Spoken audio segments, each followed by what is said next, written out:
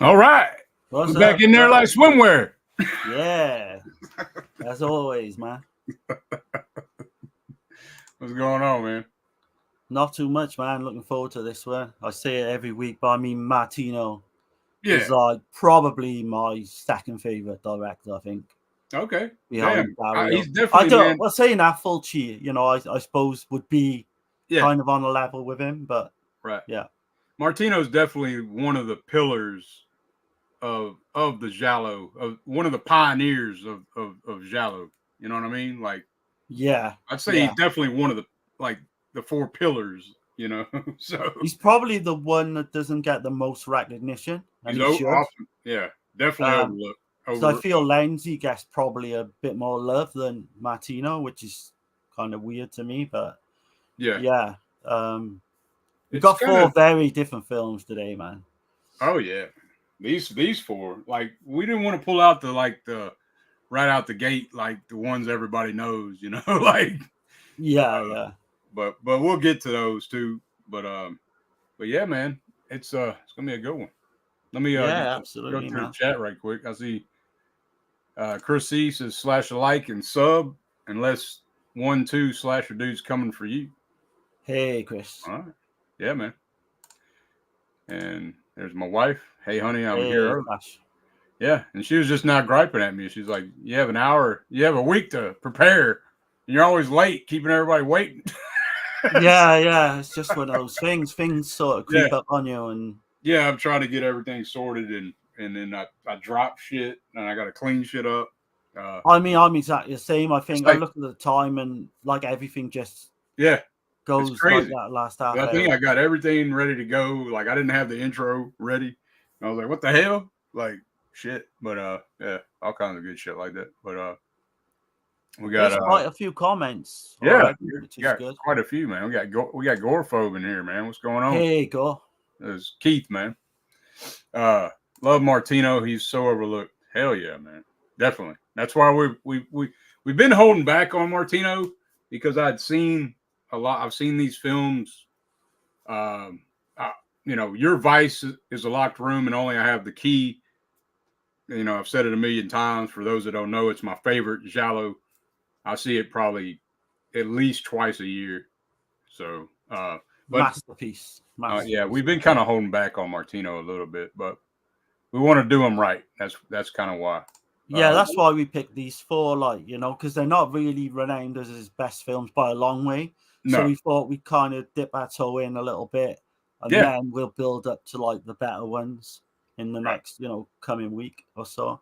yeah. You got Texas in here. He says, "All hell, the panel of pain." Yeah, Hey, Tex. man. Yeah, man. Appreciate it, man. See, everybody talking. Uh, let's see. Yep, people just talking. Let's see. Sorry, trying to get it going. Oh, you're good, man. You're good. Definitely understand. Yeah. Gorpho interview with Eric tonight. Rabbit and round table tomorrow. I love it. So, Nice. uh, yeah, if you want, go. I mean, Keith, go ahead and put Eric's channel in the chat, man, because he's got a interview with him tonight. So y'all check that out. Is that the guy, Eric from 19 Top 9 He was channel? on that stream I was just on. Hey internet, Oh, yeah. All right. So it's the other guy. Yeah. hey Hey. internet. It's Eric or something. I think that's his channel, but that's Yeah, what yeah. I was saying for Keith. Go ahead, just throw it in the chat or whatever you want. And speaking of that, so we were nominated for Horror YouTuber of the Month. I put Anthony's video in the description. So anybody hadn't voted yet, if you want to vote, go vote, man. And I'm not telling you to vote for me. I'm telling you to vote for who you want to vote. Just vote. I just want to, because it's been Yeah, like yeah. I haven't seen any votes for like a couple days, like from for anybody. And I was like, damn. But anyway, I I think was those videos kind of get, when a certain time limit comes on those videos, they kind of get forgotten about a little bit. yeah, So maybe it's just that, I think. right. Let's see. Yeah, there is this. Everybody waiting. Let's see. Genja, Ninja. Hey, can't stay because I'm out for a run, but we'll check out the replay. Yeah, man. Oh, I cheers, appreciate man. you. Yeah. Yeah, he was on that stream. We was on for Gore folks channel. Yeah, he's Peace Australian. channel. Yeah. Yeah, yeah. Had a good time on there, man. Let's see.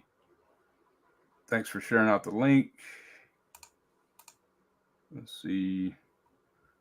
Check out Eric tonight too. Yeah. Okay. You got a busy, fun weekend planned. Yeah. Cool. Hell He yeah. does a lot of shit, man. Keith. Yeah. He does quite a lot of videos, Right. content. Yeah. Yeah. Puts out a lot. Let's see. Ginger says, I know I try and drop in for the live, but I'm going to be out and about for most of the day. Okay. So people That's cool, man. That's cool. You drop by, you know. Yeah.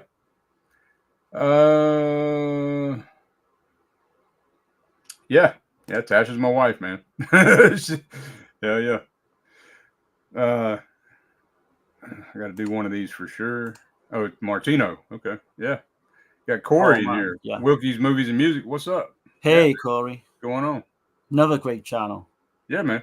Let's see. Caveman. What's happening? He needs to be a moderator in order to post links. Yeah. Oh, okay. Oh, okay. Okay. I'm not sure how that works about the moderator thing. We can sort it out though later. But yeah, man, I think everything else is just people saying hey back and forth. But I guess I'll go kind of do an overview, Martino. Yeah, go for it. Yeah, set it up. So like we already said that he's often overlooked, man. Definitely one of the four pillars, in my opinion. For me, it goes Fulci, Argento. Well, no, it goes. What am I saying? I'm going crazy. For me, it goes Bava, Fulci, Argento, Martino. That's the way it goes for me. Yeah, it would. I wouldn't put Bava as high. Yeah. But yeah, it probably would go Argento, Fulci, Martino, and then Bava probably. But then again, I like Diodato a lot as well. So yeah, I'd have to really think about that to put them in order. Like. Right. As far as like Giallo though, like the Giallo directors, Gialli. Yeah. And I suppose Lindsay would come in as well. Lindsay's like in the fifth spot probably. Yeah. But then I don't know, man. I know Dallamano didn't do a whole lot, but he's in there too, man. I really like the films he did. So just for the two, the main two he did, yeah. There's quite a few directors like that though, that have not made money, but the ones they've made are great. Right. So yeah, that'd be a good thing to do. One time, is maybe go through our top like 10 directors, Italian directors, and showcase like 3 films from each. Yeah, good idea, man. We just came up with that now. So, yeah. Let's see. Texas says, "Where the hell is Holland?" I don't know, man. Yeah. He'll pop in. Hopefully he will. And then the stream can officially start. But let's see. Keith says, "You got to go to YouTube Studio and go to." Yeah. Okay. All right. Cool. Yeah, I'll figure it out. I'll sort it out. Let's see. So, like we're saying, man, Martino overlooked, man, but so he was. I know his grandfather. I had wrote. Where's it at? Damn it. Damn, I'm losing my shit. His grandfather was a director. So it's Gennaro Righelli was his grandfather. He was a director. His brother's like a big producer. And it's kind of how, so I've heard Martino say he didn't have to suffer like other people did because, he pretty much always had work because his brother, Right, yeah. But Luciano. Yeah, Luciano Martino. And he was, and then a lot of the main, like a lot of the actors in his films were family. Like or he considered him like Edwidge was married to his brother for a period. Yeah. George Hilton was married to one of his cousins. So So they kept it very much in the family. And then he had mainstays like Anita Steinberg and Claudio Casanelli. Pistilli is another one. He's in a lot of his films as well. And Ivan Razumov, and he had Ernesto Gastaldi. Ernesto Gastaldi was his writer, which is an amazing Giallo writer. He's probably my favorite. It's hard to pick though between him and Sacchetti. I mean, if you go back and you look at Ernesto Gastaldi's like filmography, it's fucking mind blowing. But look at Sacchetti too, though. Yeah. That's what I'm saying. Sacchetti's probably done the more successful films as well, with Zombie and all that. But I mean, it's just mind blowing. And it's kind of crazy because one of the films that we're going to talk about tonight, they both wrote a script for. So yes, it's an interesting one. Yeah. But man, I didn't realize this though. So his not his first film, but that he worked on, but the very first film, I think it was like the second film that he ever worked on, was with Mario Bava. He was a second assistant director for The Whip and the Body. So I was like, whoa, shit, that's pretty damn cool. I didn't know that until I was looking up in the interviews on one of the discs. And didn't he co-direct or one of the assistant director on The Sweet Body of Deborah as well? I didn't see that, but I did see So Sweet, So Perverse. He was executive producer for that one with for Umberto Lenzi. Right. Yeah, that's incredible when you think about it. Like, because he had such a kickstart into the business, basically learning off some of the best. So, from 1971 to 1975, that is Martino's, in my opinion, that's his best work. You know what I mean? Yeah. You got in 1971 his very first Giallo, Strange Vice of Mrs. Ward, and in the same year, Case of the Scorpion's Tail, which is one that we're going to be talking about here in a minute, and then in 72, All the Colors of the Dark, and Your Vice. No, I'm tripping.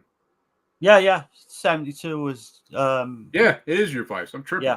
Yeah. So it's Your Vice and All the Colors of the Dark was in 72. 73, Torso, AKA, which is the title I prefer. The Bodies Bear Traces of Carnal Violence. Yeah, what a title. Yeah, and can you actually think about those? Actually think about that. In 2 years, he's made those fucking 5 films. Yeah, and all of them are just bangers. Right. Well, 3 years. Yeah, 3. Well, yeah, I suppose 71, 73. Yeah, by the time they came out. Yeah. Right, and then in 75, Suspicious Death of a Minor. So he had 6 Giallo under his belt. So I mean, he's got, and to me, man, like he does have the colors like the other, like that you're familiar with in a lot of Giallo. But to me, with Martino, when I think of Martino, I think of the way he uses the dark, the way he uses the darkness. I don't know, man. Every time I think of Martino, I think of like black and yellow for some damn reason. Like, right. Yeah. It's just, that's just what it is. But yeah, that's just kind of an overview of Martino, man. He's done tons of shit though. Not just, I mean, he's kind of like Bava and Lindsay and Fulci in that regard. Multi-genre director, sex comedies, westerns, all kinds of shit, man. Action, fantasy, sword and sandal films, all kind of shit, man. But yeah, there's kind of an argument that he's as good at it as, if not better, than Argento, because he's more versatile. Argento kind of perfected the Giallo, whereas Martino, I think, during those 3 years, some of that stuff is as good as, it's definitely better for me than like Cat o' Nine Tails. Yeah, for sure. Yeah, there's several like that could go head to head with the bangers of the genre. You know. Yeah, Sure. absolutely. Yeah. I mean, because these are some bangers in my opinion.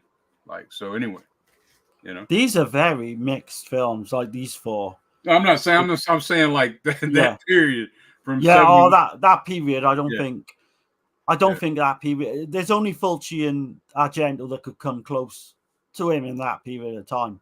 Right. You know, he's definitely underrated. I know I keep saying it. Yeah. But yeah, that's why we're doing these streams. You know, get some love out there. Yeah, man. So I guess the first film we're going to start with is The Case of the Scorpion's Tail. Yeah. And that's 1971, his second Giallo. And here's the alternate cover. That's one of the alternate cover arts.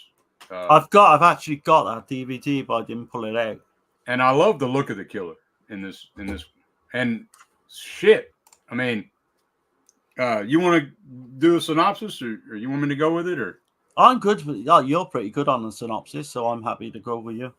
Okay. So, well, first off, I'll say it's 1971, man. Case of the Scorpion's Tail. I'll try to say it in the Italian. I've been trying to do this more. La Coda dello Scorpione. Yep. Sounds good to me, man. Yep. Sounds good to us, right? Italian's probably like cussing at the screen right now. but nah, man. Written by Ernesto Gastaldi. It's got George Hilton playing Peter Lynch. He's like an insurance investigator. You got Ida Galli or Evelyn Stewart, whichever you prefer. She's playing Lisa Balmer. Anita Steinberg, Cleo DuPont. She's like a journalist in the film. And you got Luigi Pistilli in this one as well. He's playing Inspector Stavros. And Luigi Pistilli, every time I see him, man, he's great. Every role. I don't think I've seen him in a bad role. I've seen him in some silly ass shit. What's that one crazy ass movie we watched not long ago? Where it's like he gets killed at the very beginning of the movie, and there's like a satanic seance shit going on or something. Oh, Tragic Ceremony. That's it. Tragic Ceremony. Yeah. We just watched the Mel Keaton shit. Yeah. But so this woman, she's separated from her husband, her older husband. You'll notice like in these damn films, like how much older the men are than the women. Like, right. Yeah. Yeah, so, and the guy who plays the older husband was uncredited, but if you look closely at the pictures, he was the taxi driver in Suspiria. Yeah, yeah. So I kind of recognized him straight away. Okay, damn, I didn't even notice that.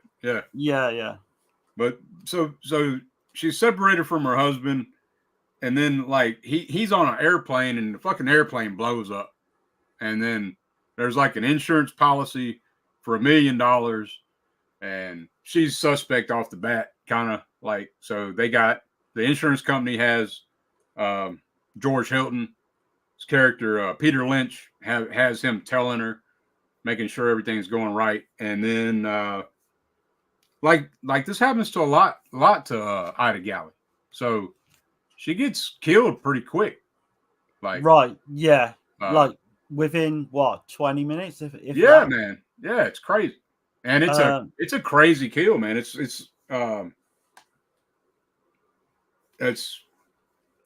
killer. I like the look of the killer, but like he's trying to come in the room, and there's like a struggle, but then Martino comes mean with that shit. He just starts straight gutting her, man. Oh my god, dang, stabbing the shit out of her. Like holy shit. But I actually love the music to this. Like the film opens up with this like really like amazing piece of music. I think it's like Bruno Nicolai. But we see her then, Evelyn Stewart walking through the streets of London, and she's I love all that shit, as everyone knows. But she's kind of being watched, isn't she, by someone, but we're not sure at this point who that is. Right. I love all that as well. The suspense of that. Because she pulls all the money out of the bank. She's walking around with $1 million, you know. Yeah, yeah. And she got kind of some scummy ex-boyfriend who's trying to like blackmail her. Yeah, he's some kind of drug fiend dude. Yeah, yeah. But I love that scene where he's chasing after her. Yeah. And all that, you know, without jumping the gun, all that was kind of done after the initial shooting, because the initial shooting time was way short of 90 minutes, and they wanted to like bump up the running time. So they've done all the London stuff early on. Yeah, because it's shot in England and in Greece. Right. Yeah. Athens in Greece as well. Yeah. That's something I was reading from Troy Howarth. He was saying that they didn't make good use of the locations, like scenery. But I don't know, man. I kind of disagree with that. Yeah. Yeah. You know, because you got like the water and all the caves towards the end, which we'll mention at the end. But I mean, all that stuff looks great. Yeah, man, it does. And this is Anita Stromberg's first Giallo. I mean, she's got many to come, you know, but this is the first one she was in. And if y'all don't know, she's my favorite of the Giallo queens. But that's just me. Most people are going to go Edwidge, or they'll go, you know, Boucher, or even Carol Baker, you know. But there's a load of them, but she's up there just for her roles in you know, she's not used a lot in Almost Human, but I love her in Lizard in a Woman's Skin. I think she's fantastic. But Your Voice is probably where she really comes. That's her movie. Yeah, yeah. That's her fantastic actress. Yeah, yeah, man. You get to see she's like you said, she's a great actress, man. But yeah, man. So I don't want to spoil the film all the way. No, yeah, because we want people to watch these films, you know. Right. So, is there anything you wanted to say about it? Like, we could, you know, go through a little bit more, you know, without giving too much away. You know, I think you mentioned you got Peter Lynch. He's kind of this insurance investigator. Right. He kind of meets up with her early on. He meets up with Stromberg, which her character's name is Cleo. She's a journalist, and like it's like they fall in love or some weird shit. I don't know. Like, all that stuff happens way too quickly. Yeah. But it kind of does happen that way if you think about it. Like, you know. But there's because I know Dirk hates it when this happens, but there's a line, and I'm not going to say who says it or whatever, in this film, which totally gives away everything. Yeah. And I guess you picked up on that. Yeah. Yeah. But it doesn't. It doesn't take away from this film, I don't think. Like it does. No. Like it can do. No. And like this one was like, from my memory, man, this one was pretty low, like out of the Martino, but it's gone up quite a bit for me this go around. Yeah, same. I think I initially would have like thought of this as a 6 out of 10, but definitely went up a point. Right. But it's still not. I think I had it at a 5 or something. You know? Yeah, no, that makes sense. And now, what would you give it now? It's like a 7, probably? 7, yeah. I'm right there. Strong 7 for this one. But it's still nowhere near as good as, like, for me, as good as those other 5 Gialli we said earlier, you know, that come later. Well, even Strange Vice, I would say, is better than this film. Oh, yeah. This is probably, like, but that shows you how strong his Giallo are. Yeah. Isn't this one of his favorite films as well? Because he says in the interview how much you can just see the way he talks about this film, how fondly like remembers like everything, the shooting. I think like all the cast members. Right. He was good friends with Luigi Pistilli. And yeah, we'll come on to that anyway in the background when we talk a little bit about the background of this film. But I love with this film as well, you've got the POV shots of the killer. You know, you got that great keyhole, you know, shot as well with the. Right. I love all that. Also, since you're mentioning that, the POV shots, well, the POV changes 3 times, Yeah, it like does. Yeah, between 3 different characters. right.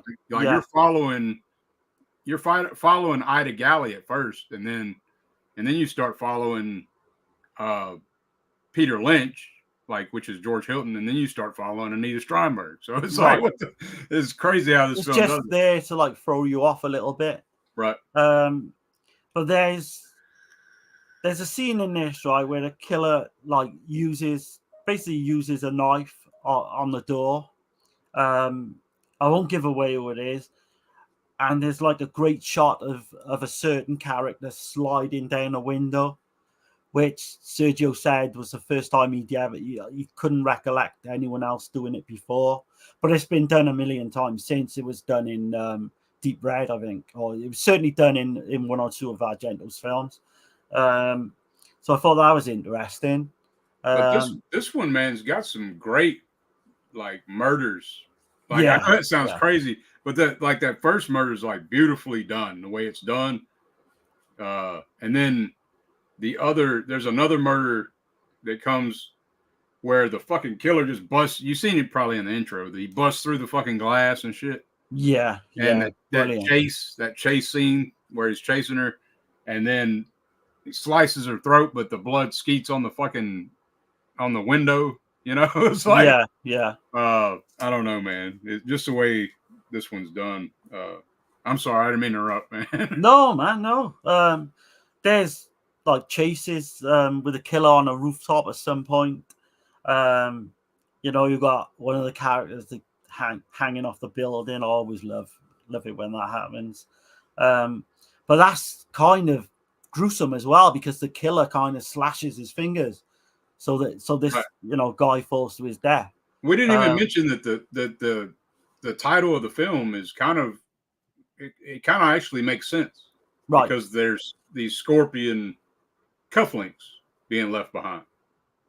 Yeah, yeah. Right. And all that, yeah, all that stuff, is it's like out there at times, but it's Yeah. kind of like they kind of because of Dario Argento's success, Yeah. with the Animal trilogy, they kind of had to shoehorn that in a little bit. It Right. does work. It does work fairly well with the plot. And there's another film later on that kind of does that we're going to cover. Right. But yeah, I just think this is like one, even though it's not one of his best, I think it's a solid one. I wouldn't put it as high as Martino puts it, but I still think there's loads in this, like, for people to love, Yeah. The acting The solid. music for once as well, I I love. mean, you got great acting, you got great locations, you got great murder set pieces. Like, I think the story's pretty solid, to be honest. It's I would say it's very solid. I would say It's the it's the the actual whole reveal of the killer is quite easy to work out. yeah, Would be one of my kind kind of, but yeah, it kind of does something weird in that way too, though. You know what I it mean? does something different with it. Yeah, Right. yeah. Because it's not exactly the killer is not exactly the killer, if you know what I mean. How you would, yeah, without giving too much away, but I know Right. what you mean. Yeah, Yeah. hey, he definitely does something completely different with that aspect. But yeah, I think the whole ending as well. It's all shot basically in like underground caves. I think it was like a cave under the water. Yeah, On that's some great. island in Greece. It's crazy, man. Yeah, that scene is amazing. They're like on a yacht, Yeah, and there's underwater cinematography is great, man. It's I don't know. I really like this one, man. It went way up for me, and I watched. I think I no, it's not this one. I watched this one in English, but one of these I watched in Italian, and it changed my right. outlook on it too. So, but Yeah, yeah, I watched the English dub, I think, to this okay. one. But like I said, man, 7 out of 10. Um, It's a 7, definitely a 7 for me as well. Case of the Scorpion's Tail. Check it out if you're a Martino fan. If you're a Martino fan, it's a must. You got to get on it. Check it out. But I think this is the DVD cover. But Yeah, it is. Yeah, that's way out of print as well. Right. But here's the Arrow, and highly recommend Case of the Scorpion stuff.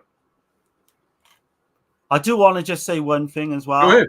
Is there's some early shots of like we see kind of like this killer or this guy, you know, dressed in like a hat, a raincoat, and sunglasses.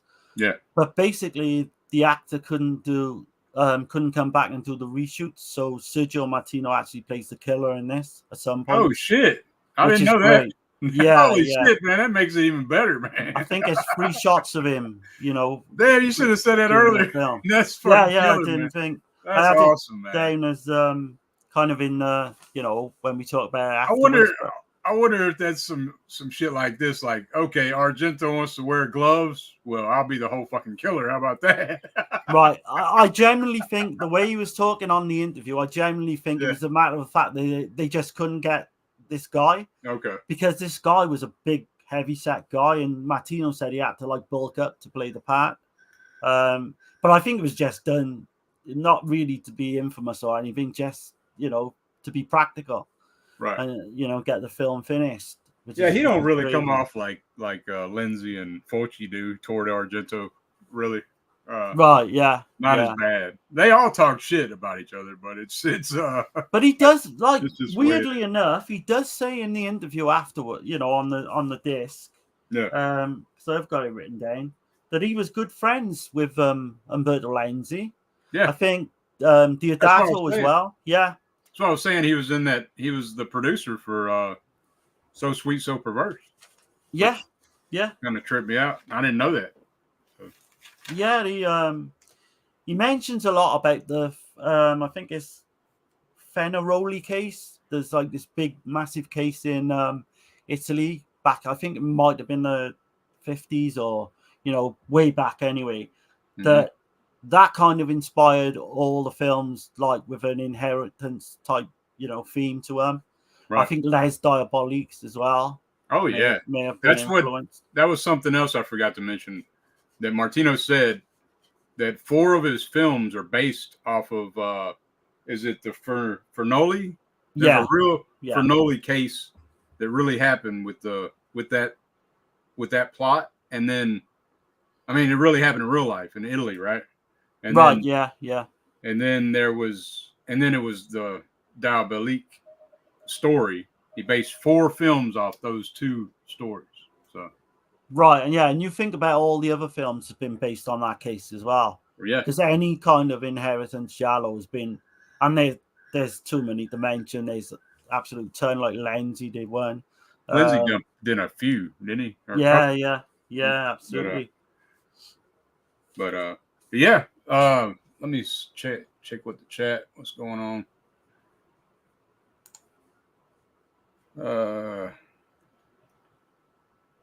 So Agoraphobe says Lindsay. Yeah, man. Yeah. And then Caveman says, I really wish I wasn't dyslexic. Yeah, man. But there are, like, this one has an English track on it. So I mean, I you know, I don't know. It just depends on which film it is. Like, I've been trying to watch them in Italian because I know that sometimes it can change the whole damn story. Like, sometimes. Right. Yeah. So, but this one has an English track actually, so you don't have to. You don't have to read it. So. But the thing is, I think I did that a little bit because I remember you saying that, and I did it with the next film we're going to mention. Yeah. Sometimes I kind of changed it back, right. And then what they're actually saying on screen is completely fucking different to what they've written.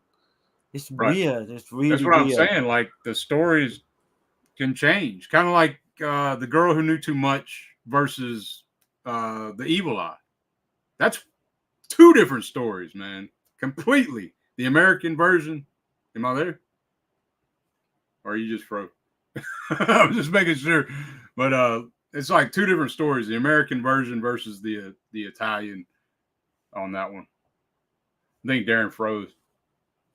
But yeah, man. So I guess I'll go to a very important message that we have here. This is not a message of happiness or reassurance, but it is the truth, and it is a warning. That's how I got so sick. Someone called me on the telephone. They smell like a pile of bullshit. All right, yeah. I guess Darren had to go for a minute. Probably internet problems, but yeah, man. Before I move forward, though, man, like as just checking with everybody, see if everybody voted or what. Get the votes in, man. And okay, there's Darren. There we go. My internet kind of just flicks off every so often. It's kind of Yeah. No, it happens, man. It's not perfect, but hopefully one day it will be. I doubt it though. Well, I got new internet actually coming in 2 weeks, so I got a guy coming out to give me the proper like updated version. So touch wood, like. Yeah. I mean, it always messes up for everybody though. Really.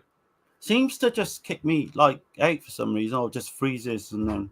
Right. I don't know. Okay.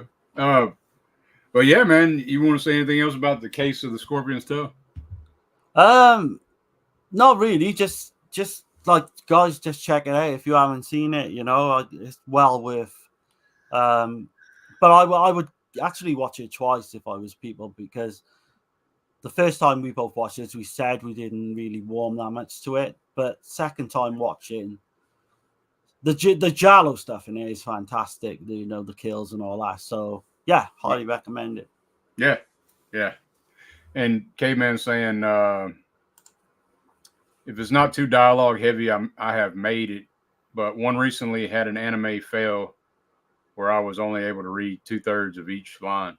Yeah, sometimes these can get that way. I notice like they'll be talking way too damn fast, man. And I'll be like, whoa, shit! Now I have to rewind it.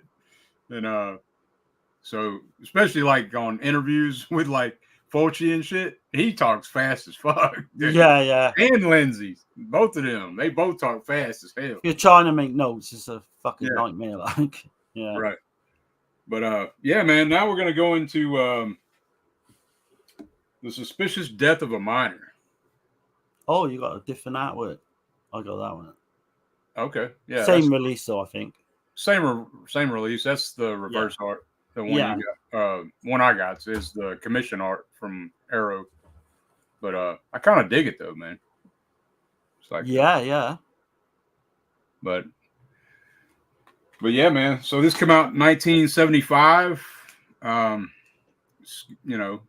It's Ernesto Gastaldi again, the mainstay of the Gialli for Martino, and you got Claudio Castanelli. Playing Paolo Germi. He's like I can't really say right because I don't really want to spoil it. I can't say what he is because it'll spoil the film because you don't find out for a long fucking time. Right. Yeah. But and then you got Mel Ferrer in here. He's a police and superintendent. You got Leah Tanza. She's playing a prostitute named Carmela. Yeah. You got Teti. I think this is the guy that you probably don't like is the Gianfranco Barra, the Teti character, the goofy inspector. Right, yeah. He just seems like he's just getting a paycheck. He ain't really, he's useless as a detective. Pretty much. He's one of almost like a comedy cop, and he's and I would say this is not. Let me back up a little bit. So it's the suspicious death of a minor, but the alternate title is Too Young to Die. Right. That's probably more of an apt title, actually. Yeah. Because it was called Violent Milan as well as an early title, but they changed it. Well, he wanted to call it that. He wanted to call it that, but they the distributors they were against it. They wanted it called Suspicious Death of a Minor. And Martino actually said that he's glad that they did because he thinks it's better. It's better suits the film. Yeah, it seems like more of a crime film, doesn't it? Like, there is a violent Milan that came out a year later, I think. That's right. Yeah, so it's confusing. Yeah. So, and I wrote that down in my notes. I forgot who did that one. But I do want to say as well, there's two actresses in this that kind of will be well known to everyone in the who's heavily into Giallo. Yeah. And the one is Jenny Tamburi. She plays Gloria. She's in tons. And of course, you've got Barbara Magnolfi from Suspiria. She plays Floriana, I think it is, in this one. So, yeah. It's an all-star cast, really, if you think about it. Patrizia Castaldi is playing Marissa. Yeah. Yeah, man. So it's like 100 million runtime. I mean, 100 minute runtime. And this is what tripped me out about this one. Okay, so I always got to look that shit up on certain films just to see, because this felt like a very big budget type film, like the way. Yeah. I mean, all the shit that goes on in this movie, like the stunts and the locations and even the effects, I thought were really solid for the time period. So the budget was like 100 lira, which would be like 3.2 million. Okay, yeah. So 100 million lira would be like 3.2 million, and it made 507 lira, which would be 16.5 million. Right. So it's pretty successful then. Yeah, for 1975 though. So I even took it a step further. So from 16.5 million in 1975 for today would be 94 million. So yeah, that would be very because of inflation. You know right. what I mean? Yeah. So that was a pretty successful film for Martino. But yeah. So you mentioned Olga from Suspiria.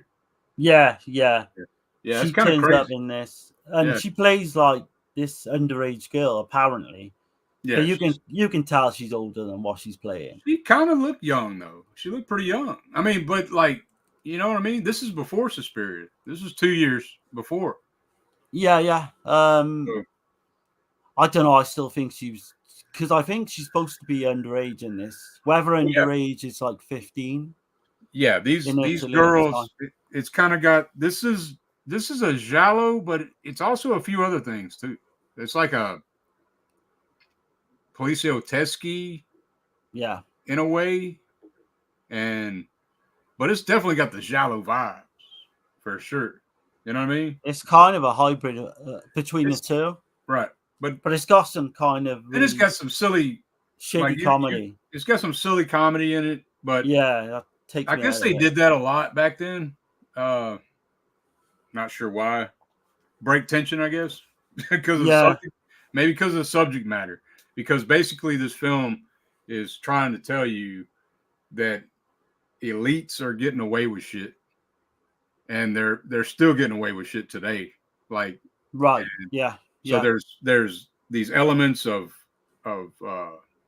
drugs involved, human trafficking of minors, prostitution, incest is in this damn film. It don't show it, but it mentions it. I mean, but I got a brief synopsis if you want me to go with it. Or go for it. Okay. So you see like this young girl at the beginning, and she's like with this distinguished gentleman, elite type old man. She's arguing with him, and then like, and he's kind of brushing her off and shit. And then after that, she looks worried as hell. She looks nervous. Yeah. And then that's when she meets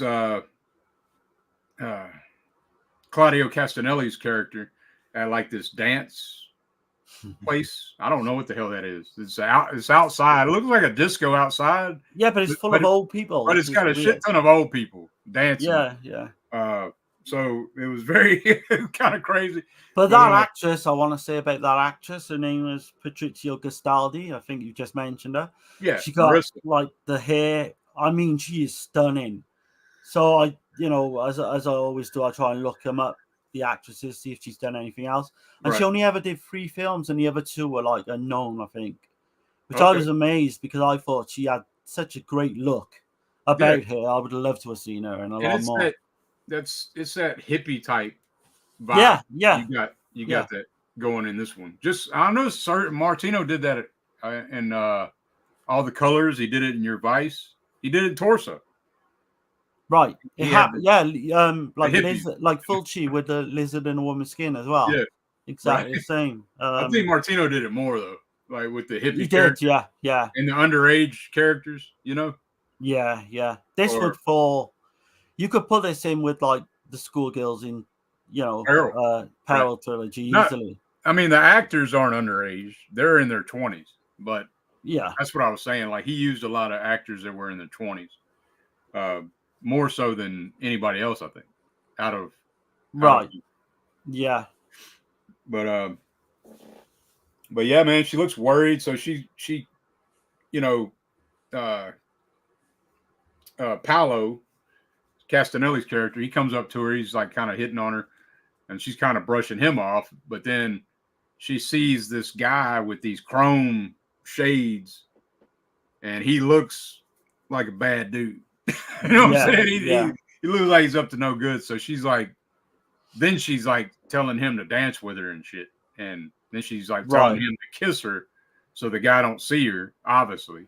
Yeah. I think like at that point as well, we've worked it out that she's a prostitute as well. Yeah. And like, you could say an underage prostitute, but we don't really know how old she is at that point.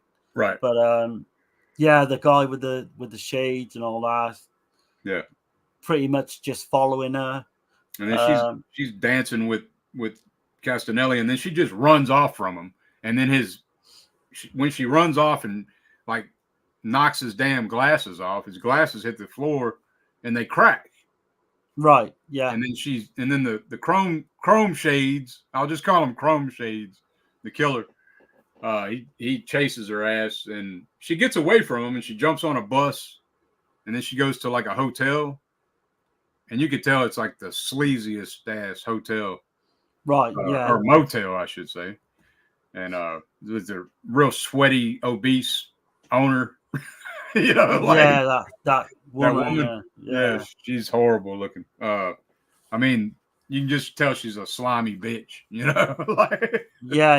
She kind of just like prostitutes visit that place all the time. You can tell it's run down. Yeah. And she runs up to the stairs. You want to talk about that? What happens next? So you got Paolo Germi, we say is played by Castanelli. That running gag with his like spectacles comes up throughout the film. What do you like? I don't know. That didn't hit for me really. I don't think it's like a running gag though. It's like because I noticed like every time. So he'll get a new pair of glasses and then they break, like they get cracked, but then somebody dies. Right. Yeah. It's weird, isn't it? Right. So I'm trying to think now where we're coming on to that first scene. Do you want to take it away a minute while I gather my notes? Okay. Well, no, she goes to the hotel and then she goes up to a room and she's calling out. I can't remember the guy's name. Ramondo, I think. Okay. Yeah. And then it's like pitch dark in the room. So she's trying to turn the light on. And this is what I'm saying about Martino. So it's pitch dark as shit in there. She's trying to turn the light on. And then she looks over and she sees the sink dripping. And it like, I don't know, just the way it's done. It like focuses in on that. And that water's just dripping. And it's just dark as hell. It's setting the scene. It's like creepy as hell. And then all of a sudden, Chrome's shades just comes out on her ass, man. And slices her throat and stabs her the hell up. And like the way it's shot, like you see his switchblade come out of the darkness, slice her throat, and then his ass. Then you see him go back into the darkness. It just looks so damn. It's brilliant. Like the whole sequence, really, because like when she jumps, because basically initially she jumps on the bus, then she's to get away from him. Right. Obviously, before she gets to the hotel, all that is done fantastic. And like Dirk just said, I think that's one of the best scenes of the film. That It kill. is. It's a great opening. Like, it's not officially the opening scene, but it's very close to the beginning of the film. But it's kind of sad in a way as well, because I love to have seen that actress like star throughout. She's doing a good job. I mean, she's strikingly, right, good looking. But yeah, so the police, they got no clues to who the killer is at this point. They think the girl was a prostitute. They, they can't even like name the girl because they don't even know. Nobody knows her name, and then the woman that runs the hotel or motel, you can, like I said, she's a sleazy type woman. Yeah, and she's like, well, it probably wouldn't be her real name anyway if you found her ID. It's probably a fake ID. So that tells you right there, it's underage prostitution shit going on. Definitely trafficking. And she definitely knows what's going on, but she ain't telling the police nothing, And Jeremy wants to like find out who this guy Menga is because he's connected to all of this. About with the trafficking. And at this point as well, we don't even know Paolo Jeremy what he does or why he's doing this. We have no clue what the hell his angle is. I thought he was maybe kind of an amateur like detective or something, but it does, like, it will tell you later on in the film, but we're not going to give that part away. But what did you think about the whole Giannano character with the Adolfo? Adolfo, like the Caruso? thief. Yeah, is he the thief? The young boy who's the thief. Yeah, Adolfo Caruso. It is weird, man. Giannino, right? Yeah, Giannino. I don't know. That stuff I found a little bit jarring, like too much comedy in that character. I think it worked though. Like, I don't know. It didn't bother me. It bothered me more the first time I seen it. But since you bring that up, now what's that one that you love so much with the the comedy don't work for me. That one with the with Edwidge in it. It's refresh me a little bit. What's it called, man? It's got Edwidge Fenech in it. It's it ain't Seven Bloodstained Orchids, but it's kind of like that same kind of title. Right, it'll probably come. It'll come. It's one that you picked on the Eurocoat, by the way. I can't remember, but the comedy that worked between Edwidge and her friend. Her friend was annoying as hell. But anyway, I'm kind of getting off. Oh, I know. Yeah, I'm trying to think of the title. I know now. I can see the scene you're on about. Case of the Bloody Iris. Case of the Bloody Iris. That's why I was saying I knew there was a flower or something in there. But it's that comedy don't work for me. So, it's weird how it works. Like yeah. And I don't think, I mean, it's got some of that in here, but it's what I'm thinking is because of the subject matter of the film. I think they probably, especially in Italy, if they had to do something, because this is pretty damn kind of like the Dallamano film, Solange. What have you done to Solange? It is, I think it would go well with those films, although I don't think it's quite as dark as those films. No, it's not as dark because of the comedy, yeah. Right, that's what I was getting at. But Dallamano's ass ends up dead, so I don't know, Yeah, exactly, kind of weird thing. But yeah, we're kind of getting off tangent. Not really, I mean, but I guess. So you've got this Giannano character, and he kind of makes, I don't know if he makes a living, but he's kind of this petty criminal thief. He goes around stealing like handbags off prostitutes and. Oh yeah, I think he stole the lighter off the policeman as well, which is quite funny. Now the comedy did work for me with that one prostitute when he steals the detective's briefcase and hauls ass, and then that one gutter gutter trash prostitute chick starts. What'd she say to him? I can't Oh remember. god, yeah, I can't remember that. It's funny as hell. I laughed out loud when she said it. Yes, I don't know. I just found it a bit, yeah, hit or miss. Basically, he's in Sleazetown, that detective, and she's letting him know where he's at. Like, the junkies and whores or some shit she says to him. I can't remember what she Right, said. yeah. Something yeah. along them lines. Like, do you know where you're at kind of deal. Right. But because because Jeremy and this character, Giuliano character, they frequent these prostitutes, and we don't know what at this point. We're thinking, what the fuck's going on? Why? But obviously, Jeremy is trying to find out details on how he can get out of this manga. So in order to do that, he gets this guy to steal the handbags to get the notebooks to get where they can get out of this manga guy. He's trying to figure it out. But yeah, but you don't know why. Like I say, at that point, we don't know why, do we? We don't know why. In the dark. In my mind, I was thinking maybe he's with some kind of organization, like some kind of crime, a different family or something. You know what I mean? That's what I was kind of thinking. But I think he froze again.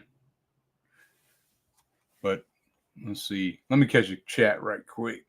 K-Man says, Carter has to be one of the most underappreciated presidents of all time.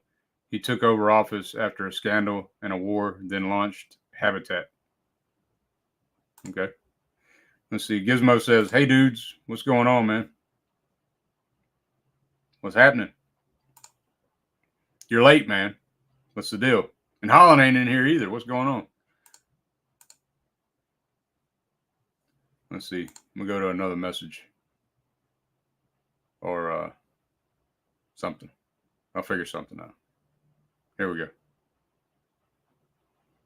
Just for a minute until Darren gets back.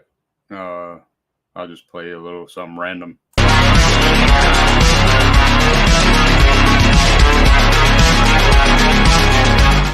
Okay, he's back.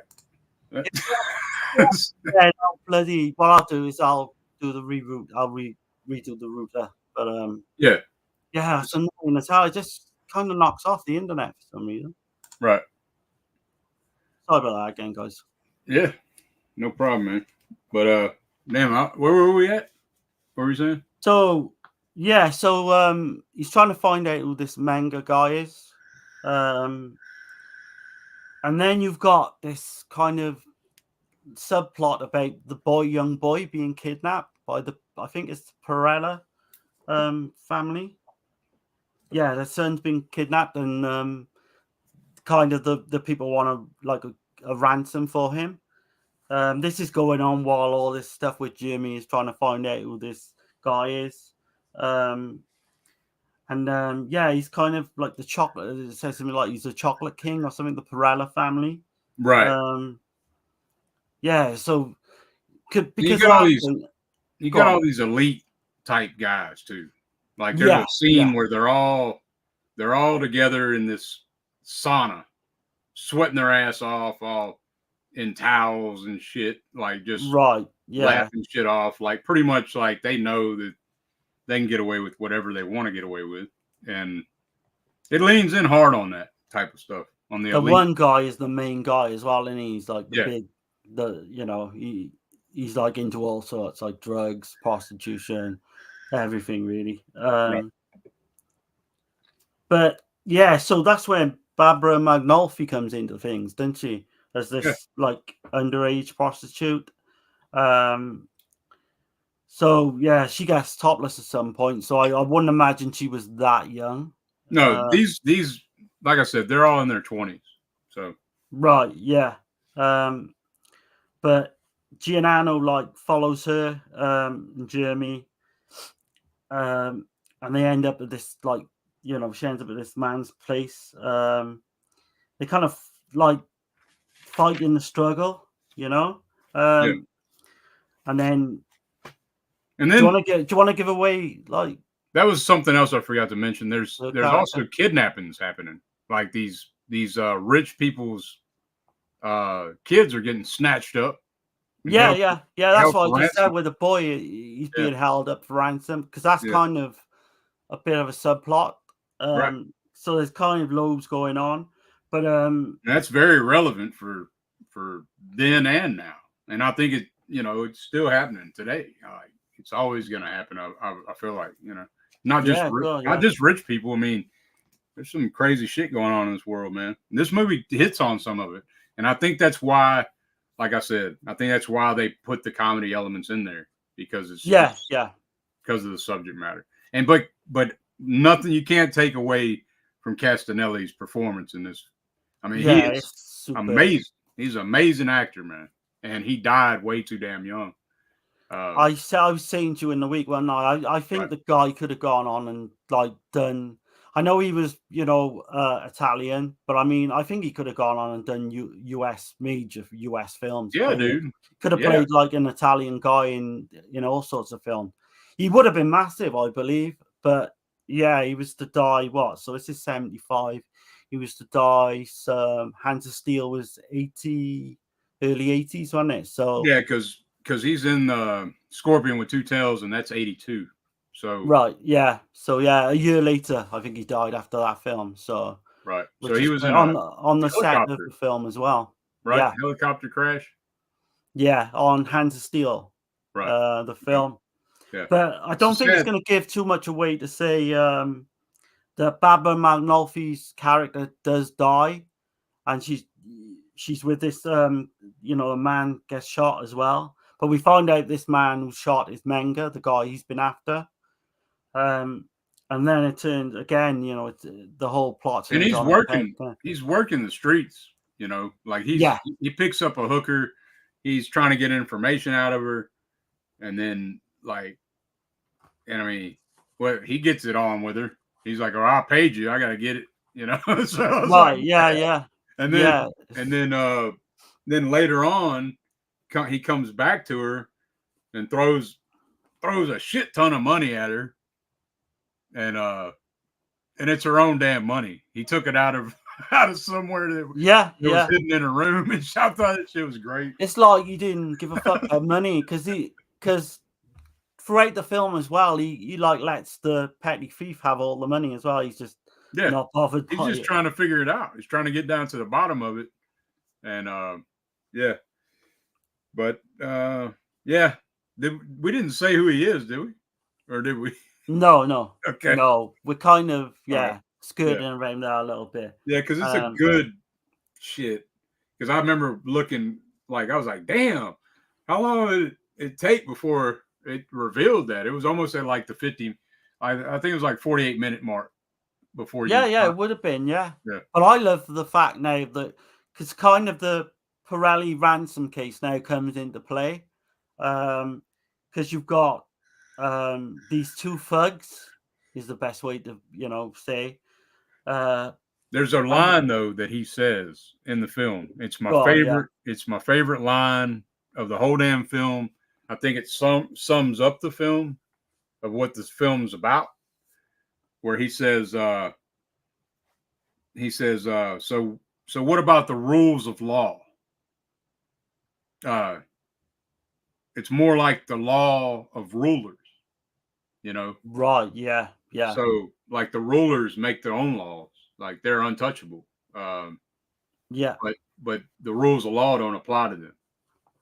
Exactly, so, yeah. That's a big part of the film as well. Right.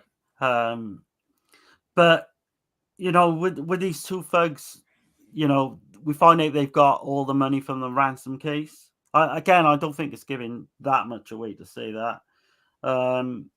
You got that car chase as well with the humor with the nuns. Yeah. Fucking hell, man. Yeah. That was really fucking weird. That was. Yeah, man. I dig it. They're showing, they're throwing like the shitty car doors. It's just. Yeah, he's got like this shitty car, and the door. It's like a running gag through the film. The door comes off. Yeah. Do you think that was pinched from Deep Red? The one like. No, I didn't think about that, but yeah, it probably is. Yeah, because they got to get in over the top, haven't they? Right. But Deep Red was the same year, but I would imagine this is probably ripped off that from Deep Red. This probably come a little bit afterwards, but I'd have to double check on that. I'm not sure. I mean, if they come out the same year, it might have. It would be a hell of a coincidence, though, wouldn't it? Yeah, right. To have I exactly didn't even that think about happen. that. That's crazy. Yeah. But and you notice the poster, like at the theater scene was kind of tricky. Oh man, that's one of the best, I think. Yeah. And then but that poster outside was your Vice. There's a lot of room and only have the key. Yeah, that was the actual film playing as well, I believe. Okay. Yeah. Yeah, that's fantastic. Also, man, the clock scene where he's holding a gun to him. That's a great scene. Like the tension. He's like 30 seconds or you die. Yeah, yeah. And they're all like, they're not he's got all these people in there. Right. And the clock, it just keeps panning to the clock. It pans to their faces. It pans to him and his gun. You know how the Italians do it. They do. Do you want to say why he's there at that place? Or would it be giving too much away, maybe? I think it'd give too much away. But, right. So you've also got the roller coaster scene where, he's with his mate Gianni or whatever his name is, Giannano. He's got his younger brother with him, and they decide to go to this fairground. So they go up on this roller coaster, and then for some reason, then one of the thugs is in one of the other cars, and he sees him, and that's the same. Shooting. I didn't write his name down, but that's the same guy from Amok. Yeah, he plays the rapey guy, doesn't he? Yeah. In Amok, like the guy that I can't remember his name, but they were kind of using him, Yeah, like I think Gizmo was talking to me about that a few weeks ago because he rewatched it for the stream we're gonna do. Yeah. But he plays the caveman. I think he's got.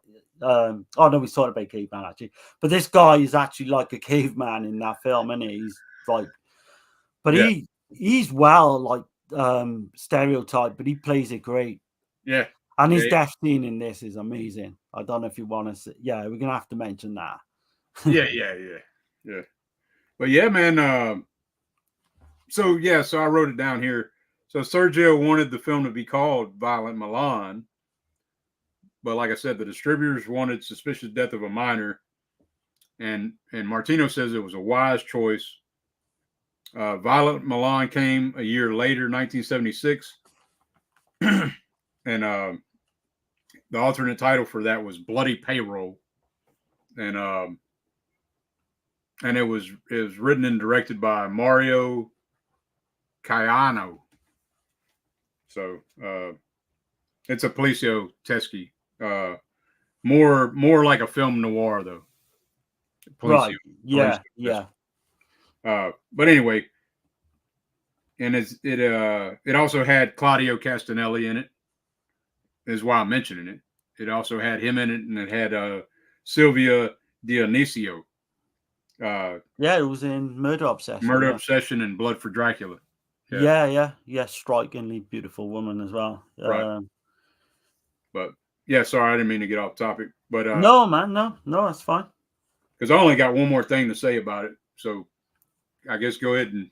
Do you want to say about the train scene? Yeah. Yeah, that is fantastic. So, like they end up having a chase now with this guy, one of the thugs who basically had the ransom money, but kind of lost the ransom money because Jeremy's character gets hold of that money for one part of the film. But anyway, they go on this chase, and he kind of like gets his foot stuck in the rail. Is it? Yeah.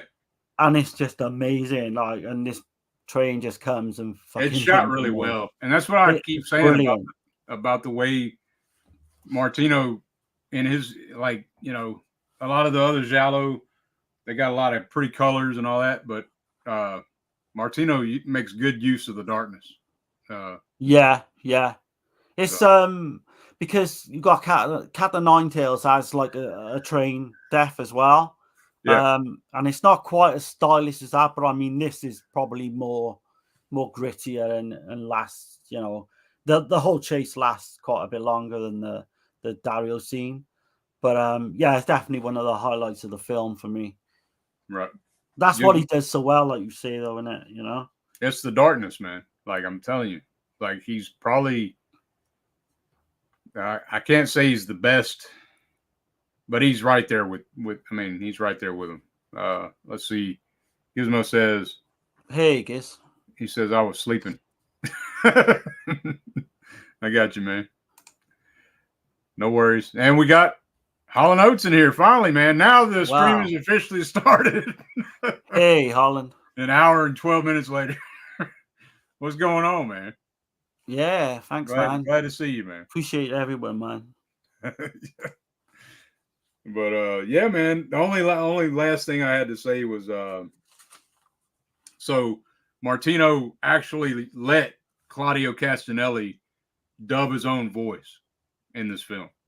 Right. Okay. Yeah. Yeah. So and a lot of people were against Martino for doing that. They were kind of mad at him for doing it, but he was like, "No, it's fine. He can do it."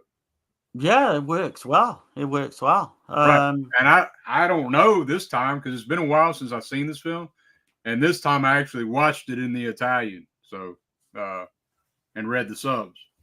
So, without giving anything away, what's your kind of opinion on why, the backstory of the girl and all that, and, why it unfolds the way it does? Did you think it was done really well? Yeah. I do. I because usually I look for plot holes and stuff like that, and no, I think it was bang on. I think Gastaldi nailed it. Yeah. The main henchman man or whatever. The main baddie, I guess. Trying to think. We can't. Yeah, I don't want to give too much away, but I mean, that's why I didn't want to touch it. The reason for all this, the reason why all this has happened, is fantastic. Like in terms of writing and all that. Right. But yeah, and I mean, what again? What do you think of the ending? I thought the ending was a little bit abrupt, if I'm honest. They usually are. The last shot. They usually are, and it's very satisfying though. I feel like it's got a very satisfying ending, and the scene before the ending, you can really see the acting ability of Claudio Castagnelli. I know I keep praising him. No, you've got to, yeah. I'm telling you, man, that scene. There's a scene where he sees somebody die. Yeah, and it looks genuine as hell. And it's just right. Yeah. I think you can't say too much about him because he's just fantastic. The guy would have been an absolute star, and I've no doubts about that. Yeah, but he was short-lived, man, and it's sad. It's a sad deal that he had to go that quick. But yeah, man. So you want to go on? Let's see. I was going to check. Okay, just people just talking among themselves. So I was going to say as well. So Martino said about the first film he covered, was one of his favorites. But I've also heard that he said this was one of his best as well. Yeah, he really put this one up pretty high, and I've put it up higher for sure. I didn't even rate it. I didn't give it a rating, did I? No. Okay. Yeah, this one is out of these four, this is, in my opinion, the best one. And for me, and I give it an 8 out of 10, straight up. Like, I really, really like this one, man. I think it's because of all the other things, like what it's about, what it kind of stands for. It's more than, to me, it's more than just a movie or a film. Right. I think there's like a deep message that's being sent out when you watch the film. About what's happening in the world, kind of deal. But I think like this has gone up in my estimation by a point. I think I give it a 7, but originally a 6. I do want to say Gastaldi actually, where Sergio Martino thought this was one of his best. Gastaldi said it was like not very good. Wow! It was kind of tiresome. It's he's probably like you. He didn't like the comedy part of it or something. Yeah, possibly. Yeah, he probably didn't write none of that comedy crap, I would imagine.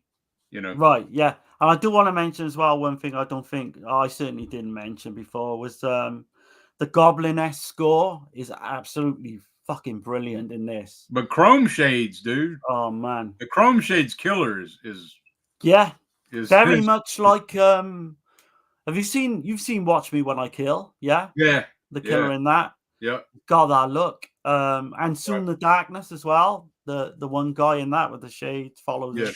Yeah, this Even though that's like well, I it's don't not want to spoil really it. a Giallo, I don't want to spoil but it. yeah. But yeah, this has gone way up in my estimation. I would definitely highly recommend this. I think fans of all genres will probably get something out of it. And I'm always like jealous. I'm always jealous when I see in these films, like when they're in a movie theater and there's like a balcony. Yeah, yeah. Because We don't have that didn't shit mention here. that scene, did we? Yeah. Yeah, we don't have that here. We don't have balconies in our theaters. I'd love that shit, man. I'd love to go watch a movie in the balcony of a theater.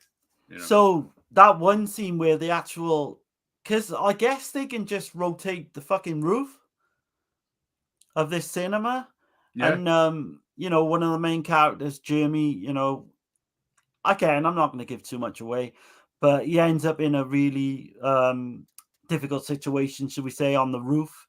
Yeah. I mean, that's done great as well. Oh yeah, it is. It's really good with Chrome Shades. Yeah, yeah.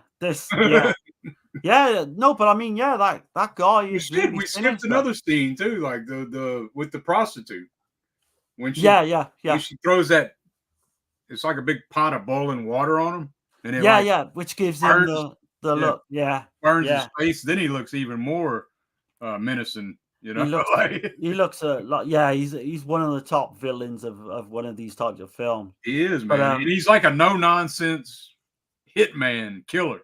You know, he's not playing around, like absolutely. But there's so much going on; it's hard to like get everything in this film because it's fucking action packed from the start to the film. It is, man. There's not really no fat on it, and I know no. And we keep beating the drum saying about the comedy or whatever, but I really think it's because of the subject matter. That's the last time I'm gonna say it, I promise. But it doesn't, like I said earlier, it doesn't quite have the darkness of like a Solange. What have you done to Solange, or what have you done to your daughters? No. I would like to have seen it gone a bit darker without the comedy. I think that would have been. I bet that was, distribution and producers, Yeah, probably, it may well have been. Yeah, trying to probably pulled it back a little bit. Yeah, definitely. It still got it though. I still got the message, what it was saying. So yeah.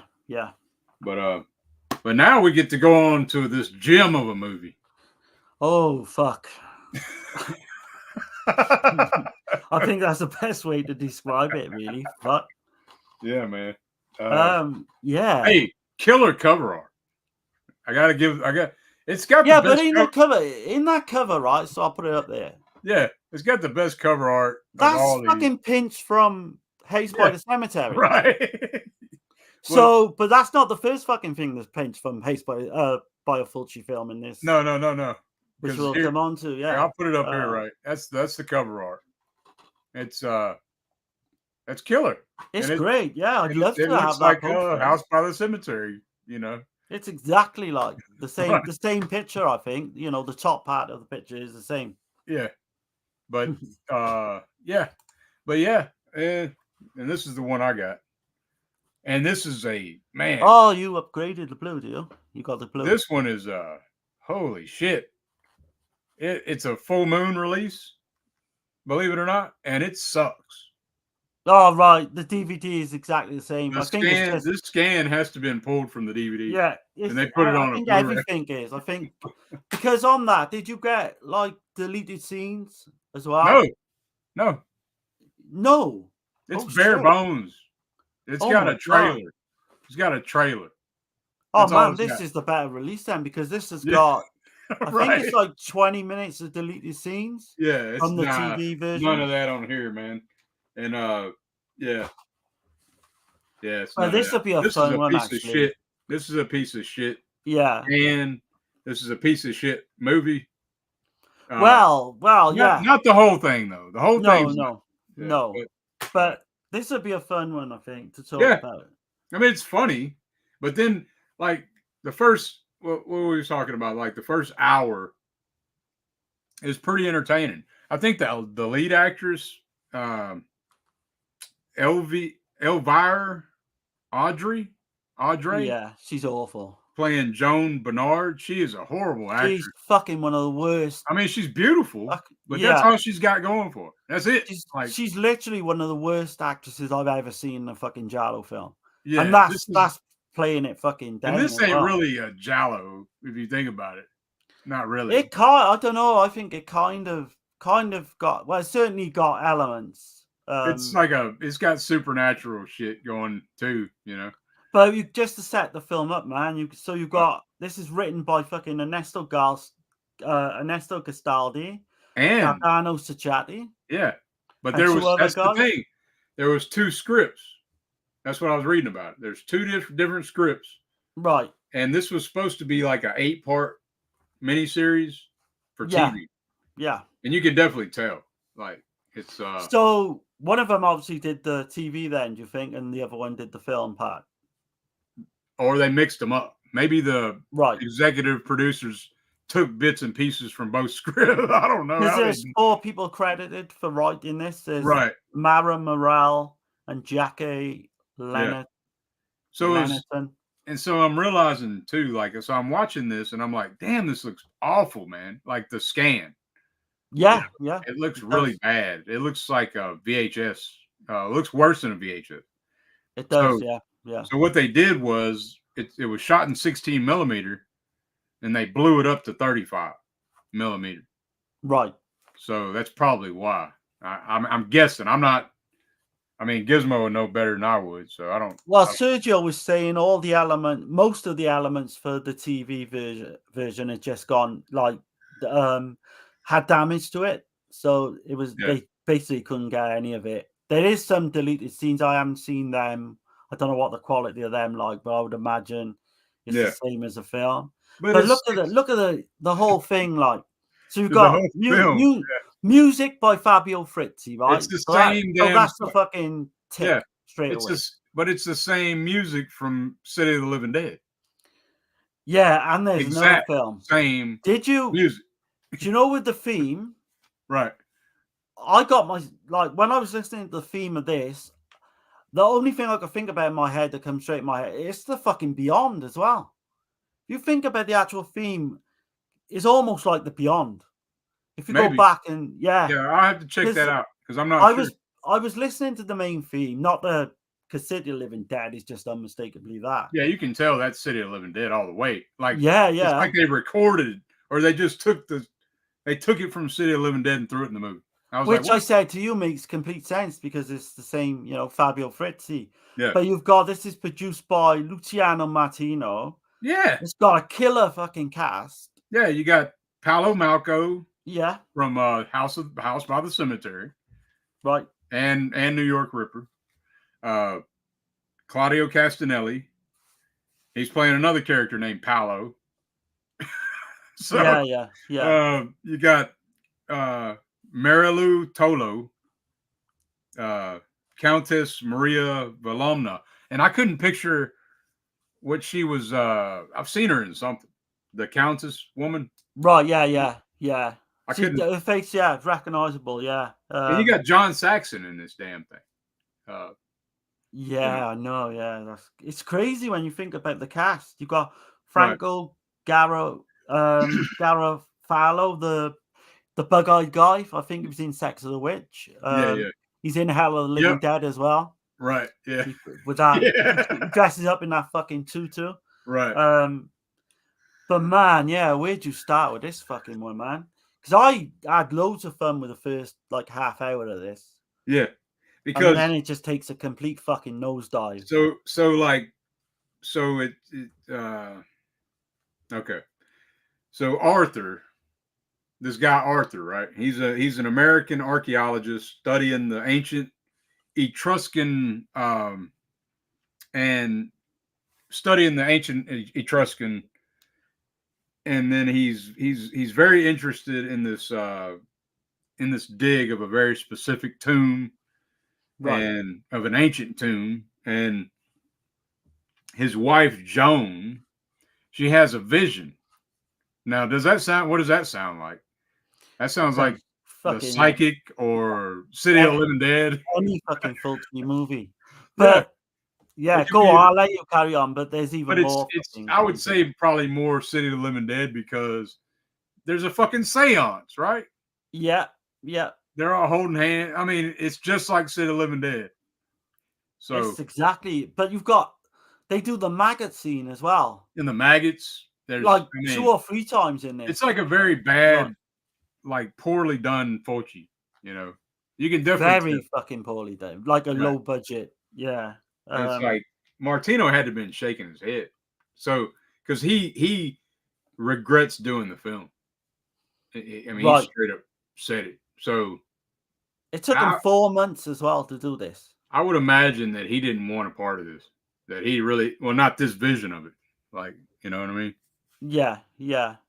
But I'm glad it's out there for people to see, just to see how bad it is, really. But she has a vision of her husband, Arthur, who's like on this dig or whatever. She has a vision that that she's talking to him on the phone, and I guess she has a dream, right? She's talking to him on the phone, and then his head you see like these big ass hands come up and twist his head around, and they like. I mean, it's goofy. It's kind of cool, but it's goofy as fuck. But I mean, I did like all that because she has quite a few of these, and like the way the murders happen is like you just said.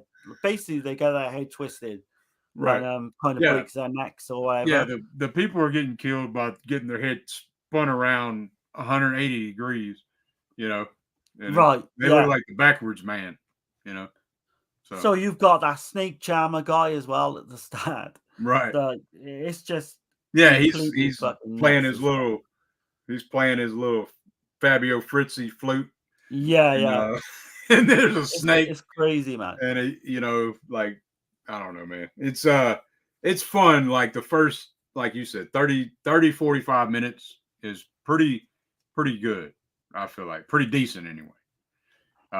It's like the first half hour is like a fever dream in a way. Right. I know she keeps getting visions and dreams, but the whole thing, like you're watching it and you're fucking thinking, what the fuck is going on? You know, right? How did they, get the okay to do this?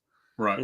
It's beyond right now. Do you notice like when she's looking at these pictures, and she's looking at these pictures, and then all of a sudden she's got all these maggots on her hand. And then there's a guy that Paolo Malco's in the room with her. By the way, he's trying to get her damn panties the whole time, you know. Right? Yeah. And she's married, and she's like, "No, leave me alone." Now she's a fucking horrible actress, man. Oh God. But anyway, what I was getting at is you notice where she's got all these maggots on her hand and shit, and then like the scene cuts, and then she looks down again. The maggots are gone, but her hands are wet as hell. It's like they washed all the maggots off her hand, and they didn't worry about drying them. You know, like continuity goes out the fucking window in this film. She's sweating her ass off all the time on her forehead and shit. And it makes no frigging sense because, is she going mad at this point? We don't know. Like, it's because it's just dreams and stuff. But well, she's not, because I mean, she's in a whole different place than her husband is. She's in America, right? It kind of makes sense later on if you, right? With the character, and there's another kind of reason why this is happening. But at this point, I'm thinking to myself, shit, what the hell? What? Like, just gobsmacked. But hopefully, like, if people do decide to watch it, the first half hour you will get a kick out of it, probably for all the wrong reasons. Yeah, you're gonna be laughing at some unintentional comedy, but and the editing. I think the editing is what fucks the movie so bad, because like it's a clusterfuck. Because I mean, and even her dad, these are good actors in this movie, but the editing makes it so shitty. And I think the direction they went with the scripts, I don't know what the hell. Like, this don't seem like a Sacchetti or a Gastaldi story. Like, No, the whole story is fucking convoluted. It turns from being, I don't know, kind of a supernatural film into then it goes into like a drug kind of film, it's like, which I hated all that shit. and then there's like these human the way these Etruscan people sacrifice people is they spin their heads around 180 degrees. I don't know. It's I know. Was that a thing? I it's don't a know, mess. It's a mess, man. It's a clusterfuck. It is all the way through. And it just takes a nosedive, doesn't it, around about half hour, 40-minute mark, where it just goes into a point where it's just painful to watch. It's just boring. Oh, did you notice like when they're opening there's one scene where they're opening these crates, right? And this one dude pulls out a switchblade and he cuts the metal band on the crate with a switchblade. And I'm like, yeah, okay. Yeah, that works. Right. And then like right after that, the dude's got a pair of 10 snips and then he starts cutting the band. And I was like, what the fuck is this shit, man? It's did the actors kind of give up, do you think, after like 10 minutes of because that lead actress, I know we said it before. Yeah. She's pretty. An epic fucking. I mean, she looks good, but holy shit, she should not have been the lead. I mean, I'm thinking maybe, and I might be wrong to say this, she might have done somebody a favor, if you know what I mean. But yeah. I don't see how she got the lead. Very possibly. Yeah. But it's a complete Fulci rip-off in every way. Yeah. All the way through, you know. A bad, very bad. Yeah, it's like one of those later 80s films where Fulci produced. It's that bad. It's kind of that level. Yeah. It's one of the worst I've seen, I think. One of the worst Italian films I've ever seen. It is, man. It really is. Go into them, you know? I was like, okay, this ain't, because I was like, I remembered it being bad, like before we watched it this time. And I was like, this ain't that bad. What the hell was I thinking? Yeah, I did. And then like you get to about 45 minutes in, then you're like, oh, okay. Yeah, this is that bad. This is right. Because there's a reason I forgot everything in this film, you know? Yeah, the last 30 last 30 minutes, 40 minutes, 50 minutes? Yeah. It's like fucking snore fest, dude. It's like I kept looking to see how much time was left. Like I was like, damn. But we talk about Fulci, right? There's even a fucking scene where she gets attacked by bats from exactly. House by the Cemetery. Yep. It's as if they just threw everything from Fulci's, yeah, and done it like on zero budget. And it's crazy. That's why I said Martino had to be shaking his head at that shit. And why do you think the City of Living Dead is completely lifted? Like, do you just think out of laziness, or I guess they had the rights. I guess they had the rights. I don't know. God, man, I know it's crazy. But I don't know. But yeah, man, I don't got much else to say about it. I mean, if you're like a Martino completist, get it, check it out. I think you can get this shit pretty cheap. I won't get rid of it. I think it's definitely got some kind of value. Yeah, in watching it again, I think. But it's not top tier Martino by no means. But I think Casanelli's not great in this one. No, man, neither is Paolo Malco. Like that fight scene that they have. Yeah, it's awful. Holy shit. and that's coming from Casanelli, who's been in all these like crime films, who's done all these fight scenes in the past to high level. Yeah. John Saxon as well must have just because he's just in some kind of bit role. He's not in the. He's kind of good. He's kind of good. The best one in it, I think. Right. But he's got nothing to do. He's not. He's not that in the film that much though. No. He's ate the film by what 20 minute stage or something. But then you see him later. There's like another scene where somebody's talking about. Right. Yeah. Something, and he's in a different scene. So yeah, it's. But what do you think about, again, don't give nothing away, but the actual reveal at the end with the Paolo Malco character? Oh man, Oh yeah, none of that shit's possible. yeah, no. But I mean, we are talking about like fucking what's it? It's excrucian? Is it what it's called? Like all that kind of I don't know, man. caves and fucking it goes I would have into been like if I would have seen this. archaeology. If I would have seen this shit on TV back in the day, I'd have been pissed off. Yeah. Well, you turn it off, wouldn't you? You wouldn't even. Well, I bother. mean, like maybe the first 2 episodes would have been decent, you know, and then you're like, because it's an 8-part series, right?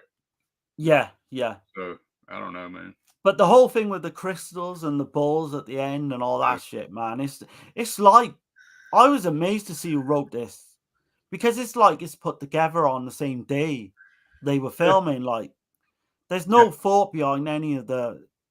It just doesn't make any sense at all in any fucking way, shape, or form. No, the best thing about this film is this right here. Yeah, That's the best and thing. And that's a fucking rip off from Hates by the Cemetery as well. Yeah, that's the best thing going for it. So you know. Did you realize though about the lead actress, right? The LV Audrey. What's that? She committed suicide when she was 40. Oh no, shit. Yeah, which was kind of sad. I always get sad when you read stuff like that. But she was French. She starred in Nosferatu in Venice in 1988 as well. But I mean, you could tell why her career didn't take off. That's not the one with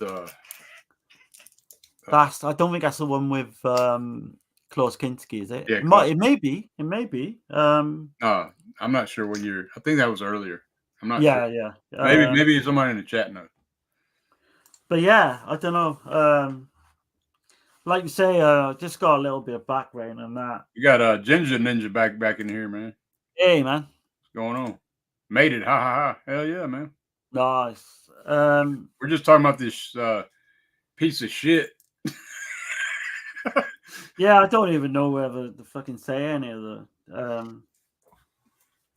I mean, it's like I said, it's a lot of it we've mentioned, I think. Yeah. But it's supernatural, echoing the made-for-TV miniseries of like the 1970s. You definitely can tell that it's got that look to it. It's all the way around. Like, you know, you're gonna be watching it, you'll be like, damn. Yeah. So if you watch it, Living Dead, or if people watch it now, then don't fucking come back and blame us. Right. Well, you've been warned. Right.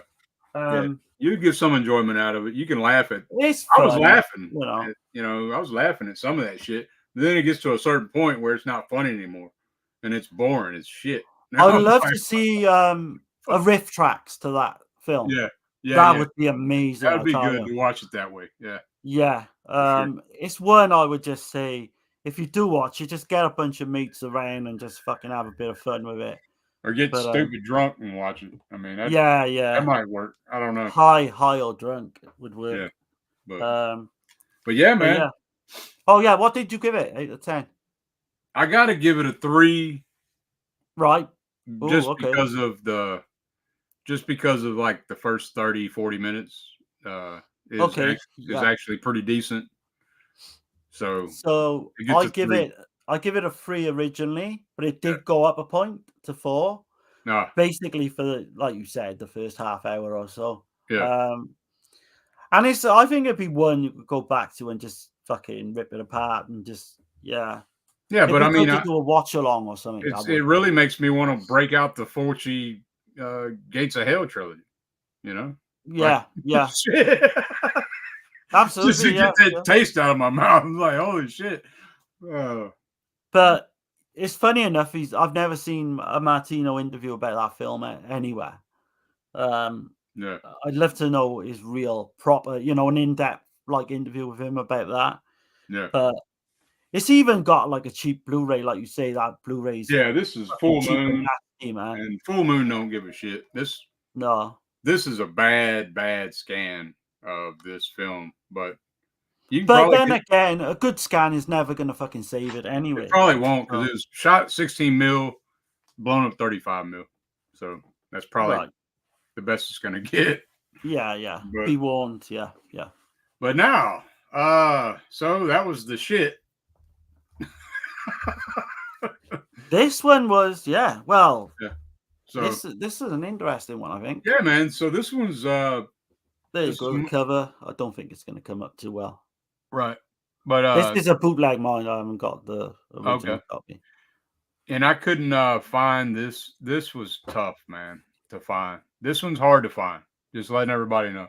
And I'd never heard of it until Darren told me, let's do Mozart for a Murderer. I was like, what the fuck is that? So that's this one here. Mozart is a Murderer. Yeah. Came out in 1999. But so it's Martino's last Giallo. And the screenplay was by Francesco Contaldo. And the score is by Luigi Ciccarelli. Yeah. And it's got some pretty good actors in here, man. I actually had a fun time with this one. I like this one. It's pretty decent. It's not it's I wouldn't call it a true giallo though. Again, this is more police procedural, policiotesque / it's got some really good giallo moments, you know? Right. I would have called it I call it a straight on giallo, even like slasher Really? points. I mean, the mystery's there for sure. I'd say it's a mystery thriller. It's got giallo elements for sure. But wasn't it a TV film? Yeah, this is a TV film. So it's got Alberto D'Stasio playing Professor Beraldi.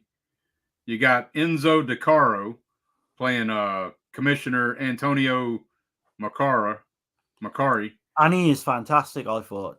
And then I had Georgia Cardassi playing Chiara, which she's very early on in the film.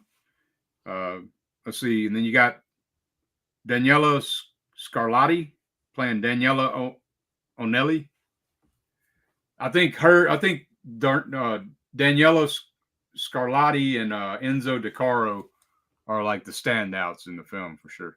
Yeah, I think his performance is amazing in this. I think she does good too. I think there's kind of a good chemistry there. Yeah, it feels genuine. Like yeah. And this, even the kids, like in the mute, I liked all the characters in this one. I was going to say, I think all the acting is really good. If you think of this as a TV film, it's fucking amazing acting. It really is. It's really damn good for a TV movie. Really damn good. It's so it's basically we're going back to this theme of upper class. Yeah. Type shit where people get away with shit. Type of shit. It takes place at this music school, and there's a group of music students, and they're being killed, and so the Professor Beraldi's like the prime suspect, but there's some like cringe shit with him. Oh yes, yeah. So then, but I love there's a killer. He leaves a cross carved into the victim's belly. Yeah. So it's kind of serial killer in a way too. Right. Yeah. Then I thought he was leaving a Mother Mary statue, but that's just the one victim, right? That's just the opening kill. Yeah. Right. Because I think with the girl in the opening kill as well, because there's two people get killed, but because the lady tramp as well. I know we're sort of rushing into it. So what I will say is there's a scene early on where this band like of young musicians are playing, and they kind of got to stop, because this one girl plays a bum note. Yeah, she messes up. You kind of got this. Yeah. So you got the music teacher watching in the audience with the police inspectors, kind of a boyfriend. You got this sinister looking guy who we don't know who he is at this point Right. in the audience. He gets up, goes out. So I'm just trying to like, just let people know how it starts and that. Right. But like you say, yeah, then all these music kind of students get like off one by one in different ways. Right. Yeah, I probably jumped the gun a little. no, that's fine, man. No, Yeah. but yeah, I think we'll come on to the ending and all that because I think it's a fucking batshit fucking reason. But Yeah, dude. it's still it's a still very good. it's convoluted. It's It's like wait a minute. We can actually say why. We can't. I think we can fucking We can spoil say one. why. Yeah, We can say why, but we're not going to say the who. Right.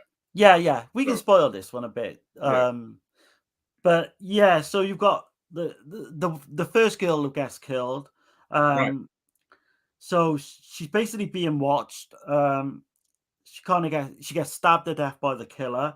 You think, But let go on. let me excuse me, because the way the camera focuses on her, you think she's going to be like the main character. Yeah. Kind of like Scream did, right?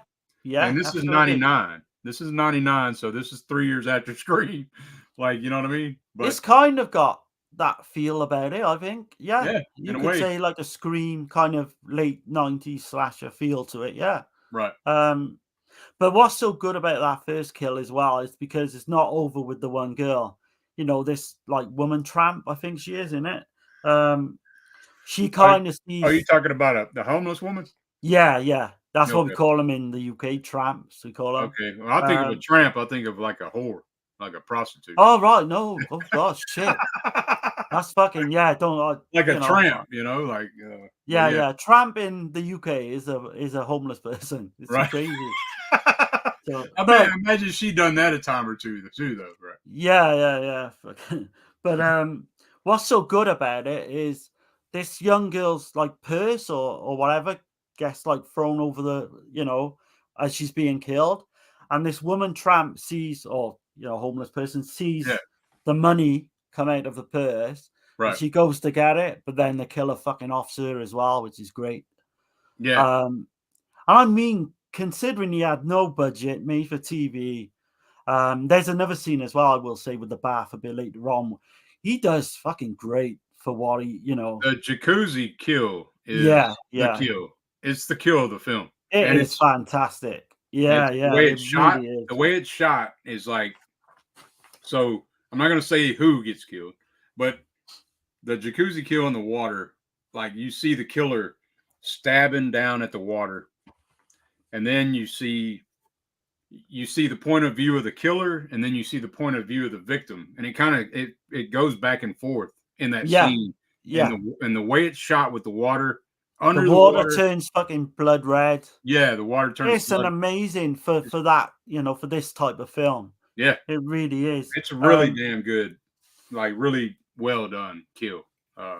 Yeah, so you've got the main guy, Antonio Macari, is it? Macari, yeah, you would say. So he's basically got an understory with his wife was killed like 6 years previous, by a serial killer. He kind of blames himself because he thinks this serial killer, he was onto this serial killer and they'd done it, to get back at him. Right. You got the love story with him and this musical teacher, female musical teacher. She's a musical teacher, but then she's also like a counselor.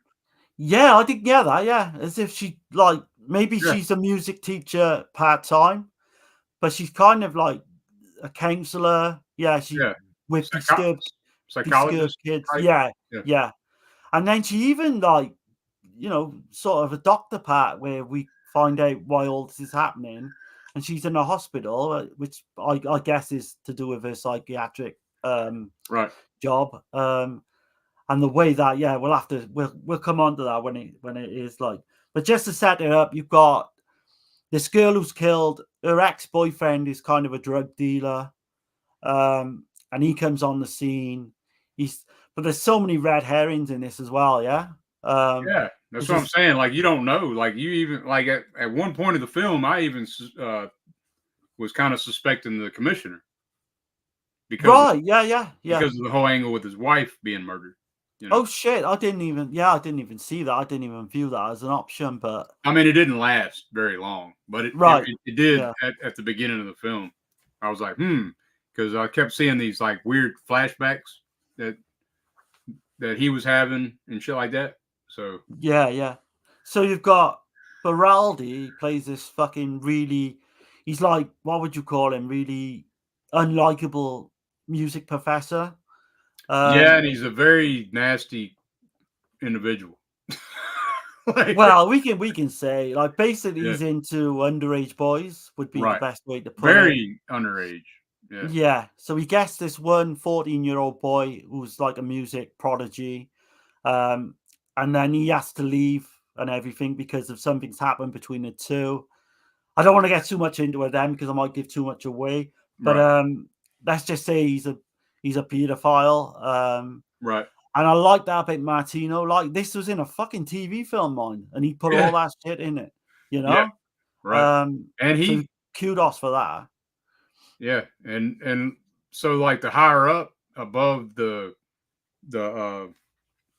Makari character, his higher ups like telling them, "Hey, you can't mess with him. He's like Right. some well-to-do type. You know, he's untouchable, kind of in a way." Yeah. Which harkens on to like the The whole films like you shit with say, yeah, Solange, and definitely. This has got no right to be as good as what it is. It really isn't. I was really like surprised by it, man, and then even up to the damn end, I thought I had it worked out, like, because I didn't have it worked out until like close to the end, and then it's because of something that happened toward the beginning Yeah.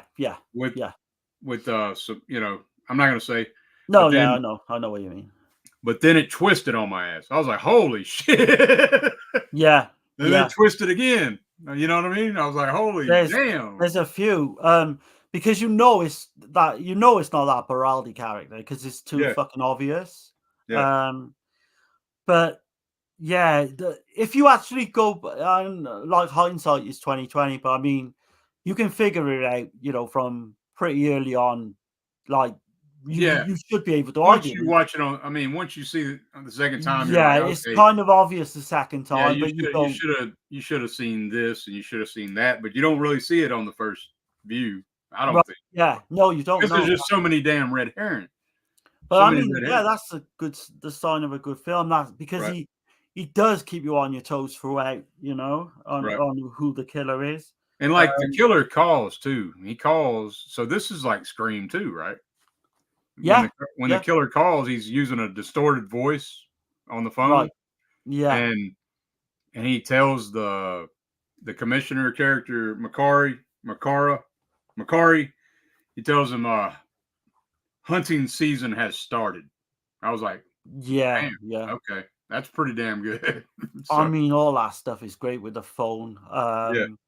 There's did you pick up on this? Because there's like a newspaper headline, and it says the police are blundering in the dark. Did you pick up Oh on that? no, I didn't see that. No. Yeah, so I'm sure that's a nod to the Giallo film that was made in the 70s. Since you bring that up, so this is kind of like it focuses on like the detective or the commissioner, right? Yeah. Kind of character, kind of like Black Belly of the tarantula. Yeah, absolutely. Or even like what's that other one that's kind of like that? That's the only one that comes to mind right off the bat, though. Is as with the where you're following a detective in a genre. Yeah. So, but it very much does have the TV look though to it. Right. Yeah. It very much has that. I like that. I was saying to you early on in the It week. don't bother me. It don't bother me. I like Private Crimes. I'm a massive fan of that. Yeah. And that was done a few 3 or 4 years maybe 5 years previously. But it's in '93, I think, right? Kind of, because that was TV as well, so it's kind of got that feel. This is more like Scream, like you say. If you kind of cross Scream with a Giallo, or even though like Dirk doesn't particularly. But think there's not gratuitous nudity or gore though. That's the thing. No, that does. But I mean, I don't know. I think there's enough going on with the old, Yeah, it's a solid film. I mean, the kills are fantastic. Yeah. The pedophile thing, I think there's loads going on. Yeah, I like the one scene as well where you've got this Miss Merly character. It's late at night and it's a storm and she's being stalked by the killer. And they end up like putting that symbol on the mirror in blood. I think it's in paint. Sorry, in paint. Right. And then it kind of reminded me of the Zodiac in a way. Yeah. You know, there's definitely a few influences in there. That's what I'm saying. It kind of reminded me of the Zodiac killer, and not the movie, but the killer. You know. Yeah, with the sign Right. and everything. Yeah, it's like absolutely. It's a cross with inside of a circle. Yeah, you know, yeah. And it's carved onto the belly. So that's one of the clues. You know. Right. Yeah, I think all that is done great. But yeah, plus before each kill, you've got kind of what's the best way to put it? It's kind of like a flash on the screen, and then we kind of see some imagery. Oh yeah, that's what I was talking about, the flashback kind of. Yeah, subliminal, like a subliminal. But you can't. It's not real fuzzy. But then, are we getting to the? Are we getting to the end? Yeah, you could do. Yeah, I'm trying to think. Was there anything else before that? Okay. No, I'm pretty much coming on to the end. Yeah. Okay. So then you figure out what that flashback shit is. It looks all fuzzy, but you can't see clear. And what it is so here's the reason. Like I said, I can say the who, I can say the why, but I'm not going to say the who. So I'm not spoiling. Yeah, you can say. Okay. So, and this film is very hard to find. Anyway, but so the thing is, the person that's the killer was a baby inside of the womb and witnessed a murder from inside the womb. Wow. And yes, he did say that right. Yeah. It's unbelievable. So music's being played, and then the mother gets shot, and I guess the baby survived. I didn't understand that part of it, but the baby survived and it was traumatized apparently. Right. So the baby was traumatized from that. It witnessed a murder before it was even born. Right. So I was like, what? And that sounds completely fucking batshit shit crazy, and it fucking is as well. Yeah. But I kind of I love fucking. I went with it though. I was like, okay, yeah, that makes sense. I mean, you'd rather see that than something fucking that's been done 100 times. Someone that's been done 1,000 million times. Yeah. But yeah, I thought, and then that if that sounds like really like unbelievable, I really like the ending as well. Where again, I'm not going to give it away, but what shall I say? So basically, they're in this big house, and there's a scene with two of the main, should we say, actresses of the film, I should say. Mm-hmm. And I think all that is done great as well. Like leading on to the reveal, which is, like you say, so goddamn fucking nuts. But yeah, that shit, it tripped me. I was like, oh, okay. But I mean, you will never fucking ever forget it. Yeah. But if people do want to watch this, and it's rare, you can get hold of it on rarelust.com. Yeah. You can download a copy. It's pretty easy. And I found it on eBay. It was like, there was from somebody in the UK, believe it or not. It was like, $12, but then you got to pay like 13 for shipping. But that's probably a bootleg, though, I would imagine. Is it? Because I think there was an Italian release, but fuck me, that's hard to get hold of now. Well, this needs a good release. I'd love to see Vinegar Syndrome do this one. I would think more like somebody like Severin or maybe maybe Arrow.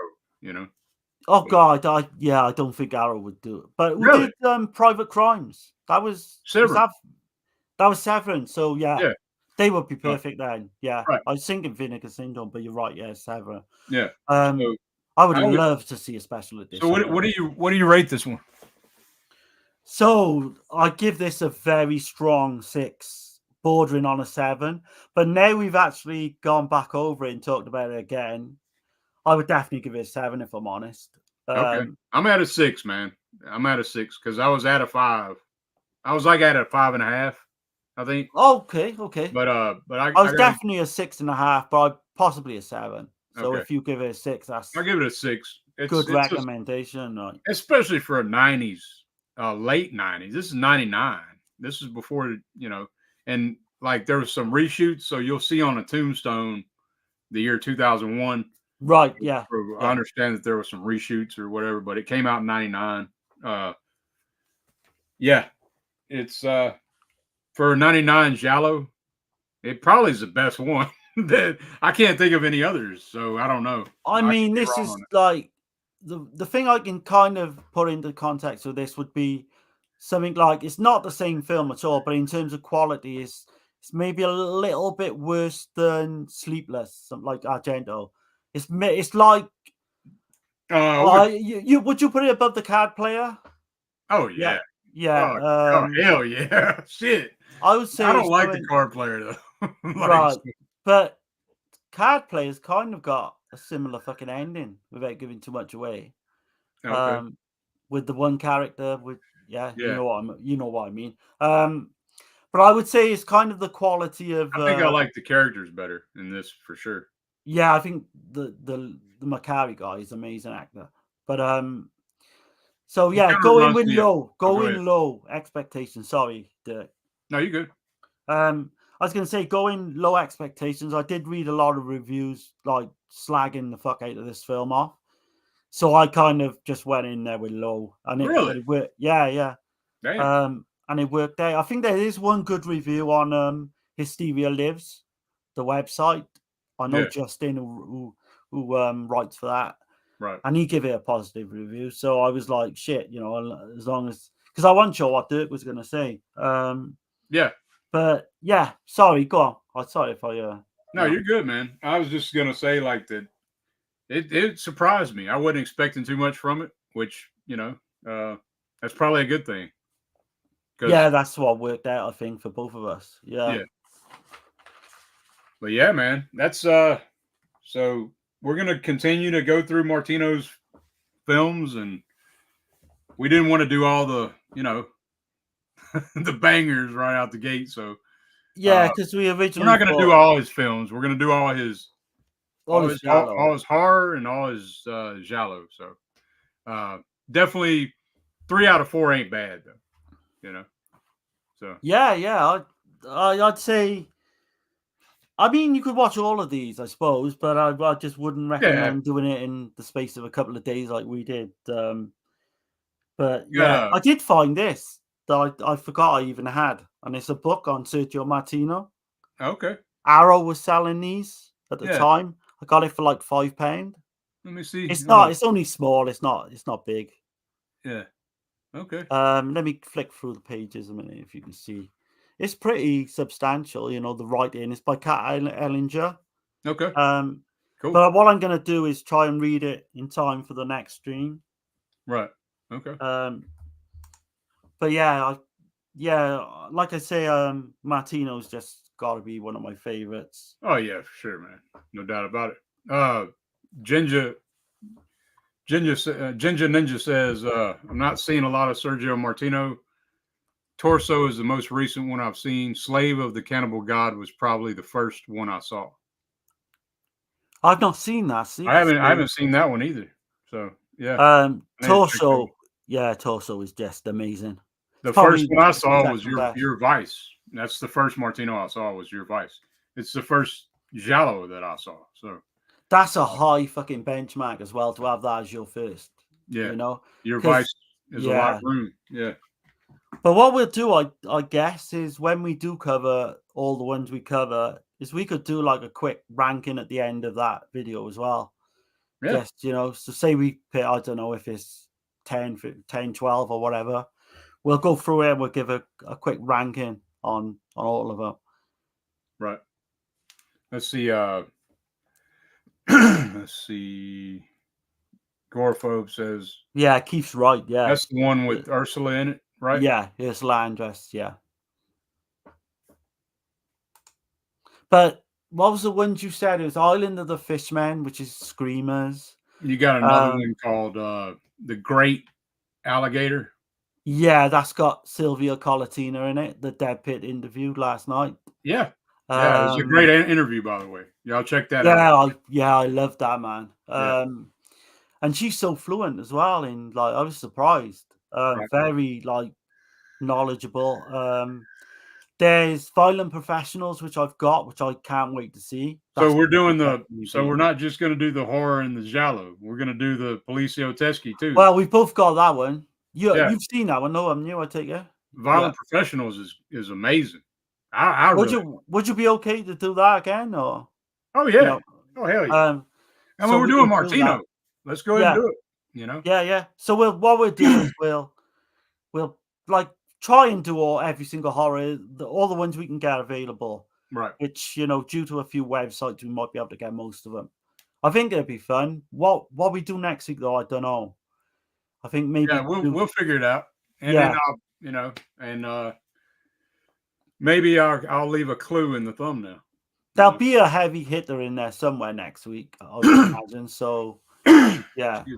This was kind of trying to get 4 of his lesser, known ones out the way type of thing. I'm glad we did, man, because these two went up way, way up. And I mean, I watch Mozart once every year. I've never seen that, so that was good too. I mean, Suspicious Death of a Miner's gone way up in my estimation. So Gorephobe, Scorpion's Tail as well. Sorry. Keith is saying do some Lindsay. Actually, we did. Lindsay is our very first An Hour to Kill. So, and it's a long one. It's like a top 10 from me and Darren, of Lindsay. And believe it or not, we actually I think I watched 18 Lindsay films in the space of a fucking week doing. And I think it was for me, we had 2 weeks to do it, and I know I've watched at least 30 Umberto Lindsay. That's right. Yeah, you went even. Yeah, I did a gizmo. So in 2 weeks, that's crazy, man. Yeah, it was 30. That was such a fun stream. If you get a chance to go back and watch it's the very first An Hour to Kill, though. Umberto Lindsay. Yeah. I mean, that's why I'm kind of that stream means a lot to me, because it was the first. Right. And it was such a fun Eyeball. time. Yeah, Eyeball was in there. Yeah. For me. Texas says, Dirk, can you put the movies that you reviewed in the description? I'd appreciate it. Yeah. Yeah, man, absolutely. Yeah. No doubt. And if you go back and do watch these Texas, just let us know what, on the next stream or the next couple of weeks, what you think of them, because I'll be interested. But yeah, they're all different quality, I guess. But he says he missed it. Yeah, man, it ain't no big deal. Just check it out when you get time, man. I think you'll enjoy it. It might I hope you would. We put a lot of work into that one, man. I said, we took 2 weeks before we even started An Hour to Kill, and you could tell too. You could tell we did our homework on that. We went all in on that one. Yeah, it was I don't know. But we do on everything though. Yeah, we do. We do. We try to get as much as we can get. But I hate to come on you and try, I've never done it, but half-ass stuff like you see some people do. Yeah.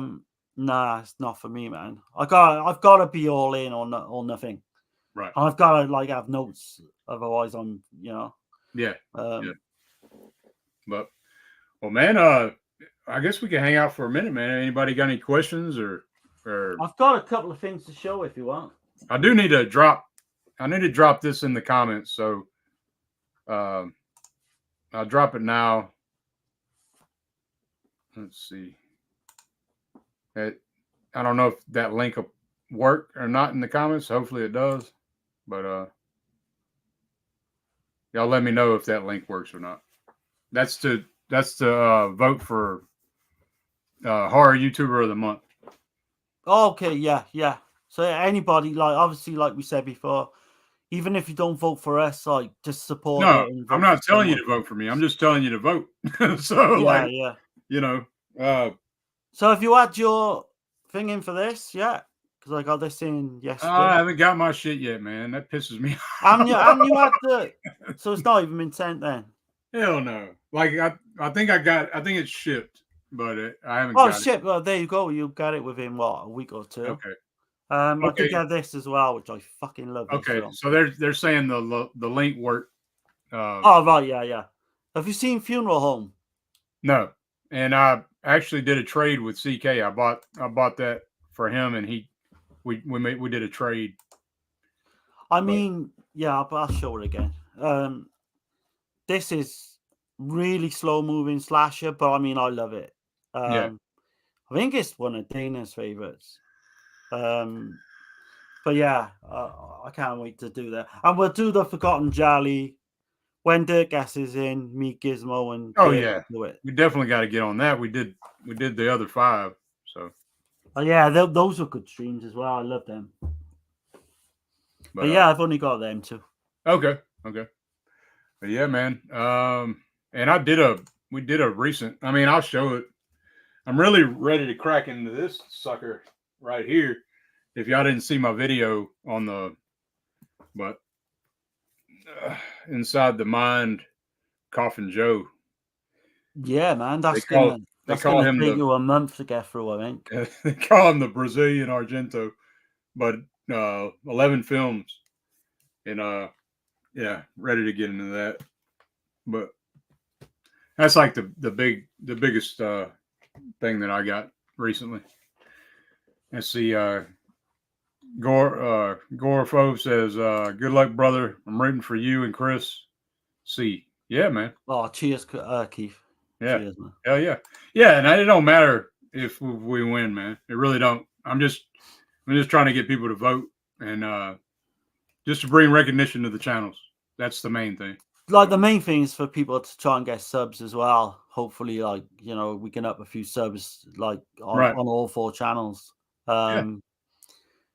But yeah, it's definitely humbling when you yeah, man. Reading some of the comments. I think, like, Ali and she said how much she enjoys the streams, which is just makes my day every time I see something like that, Yeah, man. Everybody's been awesome. Anthony as well, big supporter of our streams. Yeah. But I don't want to leave anyone out. You got Texas. Yeah. See Keith a lot now in there. I appreciate everybody, man. Yeah, Holland, everywhere. Wild Wrangler. Everybody's been awesome. Gizmo, I've got to give like props to as well, because I think he's just as big a part of this channel as me and Dirk. Yeah. Even though he's not on every stream, he's basically a part of this channel. So yeah, definitely give props to Gizmo. Yeah, I mean, pretty much everybody here, man. Everyone, yeah. Like I say, every time you leave someone out, you feel a bit. But everyone who supported us along the way, it's been 9 months. It's been like thoroughly like I've loved it. It's been one of the best things I think we've done. Yeah, it's fun, man. I enjoy digging in these films, finding films I've never seen, and that's really coming together once a week and talking to everyone, and it's been one of the best experiences I've had. Right. So long may it continue, basically. Hell yeah, man. We'll keep it going. We're not going to run out of material. We're not going to run out of. No, that's a good thing, though. Yeah, I mean, there's always going to be something. Always. Yeah. No one has seen everything. You know what I mean? Right. But it's about that time, y'all, to go ahead and.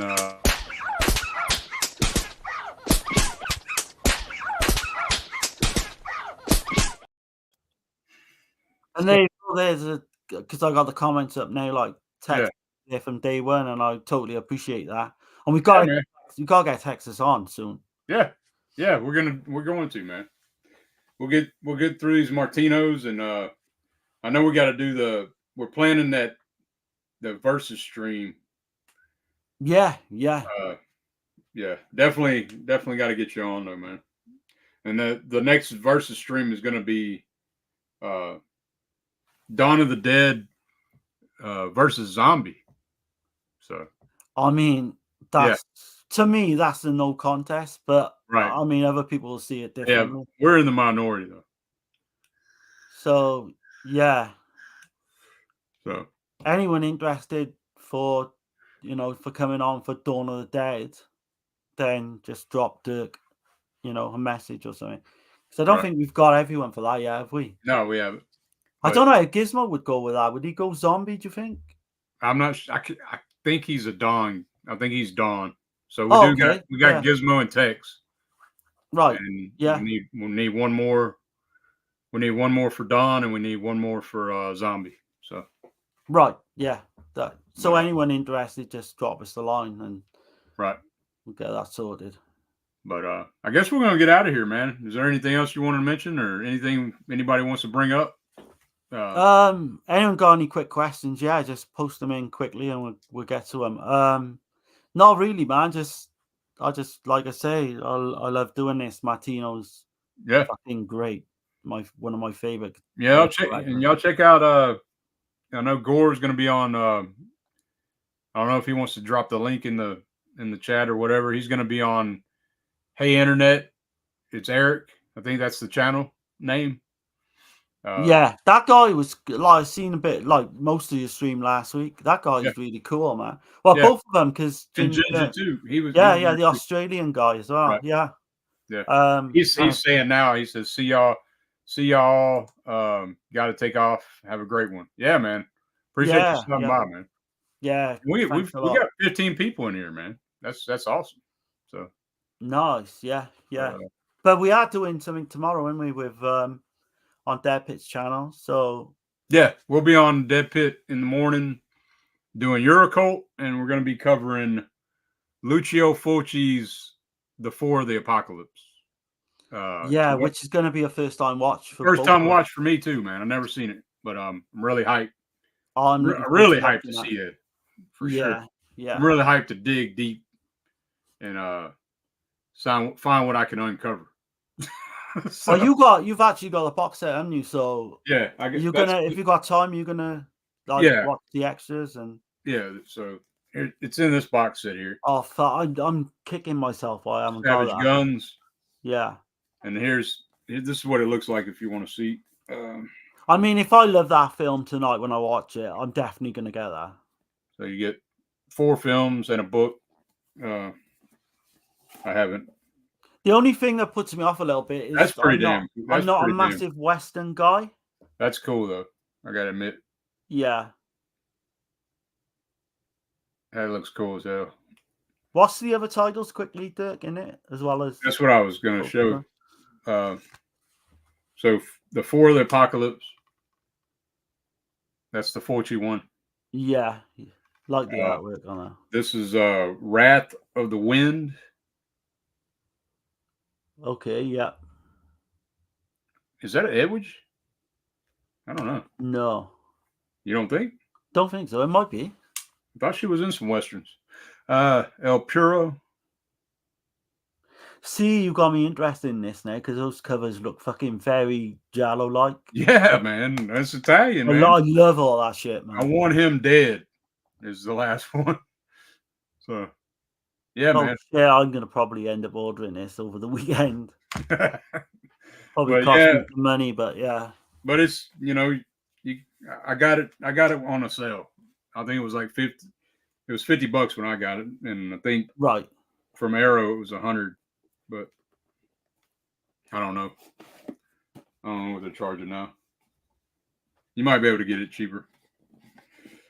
But yeah, I'm not sure if it. But I did wait. I did hold out and got it on a Barnes and Noble sale. But yeah, man. I guess we'll get out of here. Nobody got anything to say or anything I want to bring up. But we had fun, man. It's awesome. Hit the like, hit subscribe if you haven't. Hall & Oates. Hell yeah, man. Hell yeah, brother. That'll work, man. But yeah, appreciate everybody, man. Y'all take care. Have a Yeah. Have a good rest of the weekend. And come join us on if you're up early in the morning, that is. It'll be 10 EST, Eastern Standard Time. Yeah. What time will it be for you, Darren? It's 3 p.m. UK time, afternoon. So right. If you're in the UK as well, yeah, jump in the chat and right. I'm sure we'll have a lot of fun talking about that one. Yeah, man. But yeah, man, as always, y'all take it easy and have a good one. If you can't find a good one, she'll do for the night. Take it easy.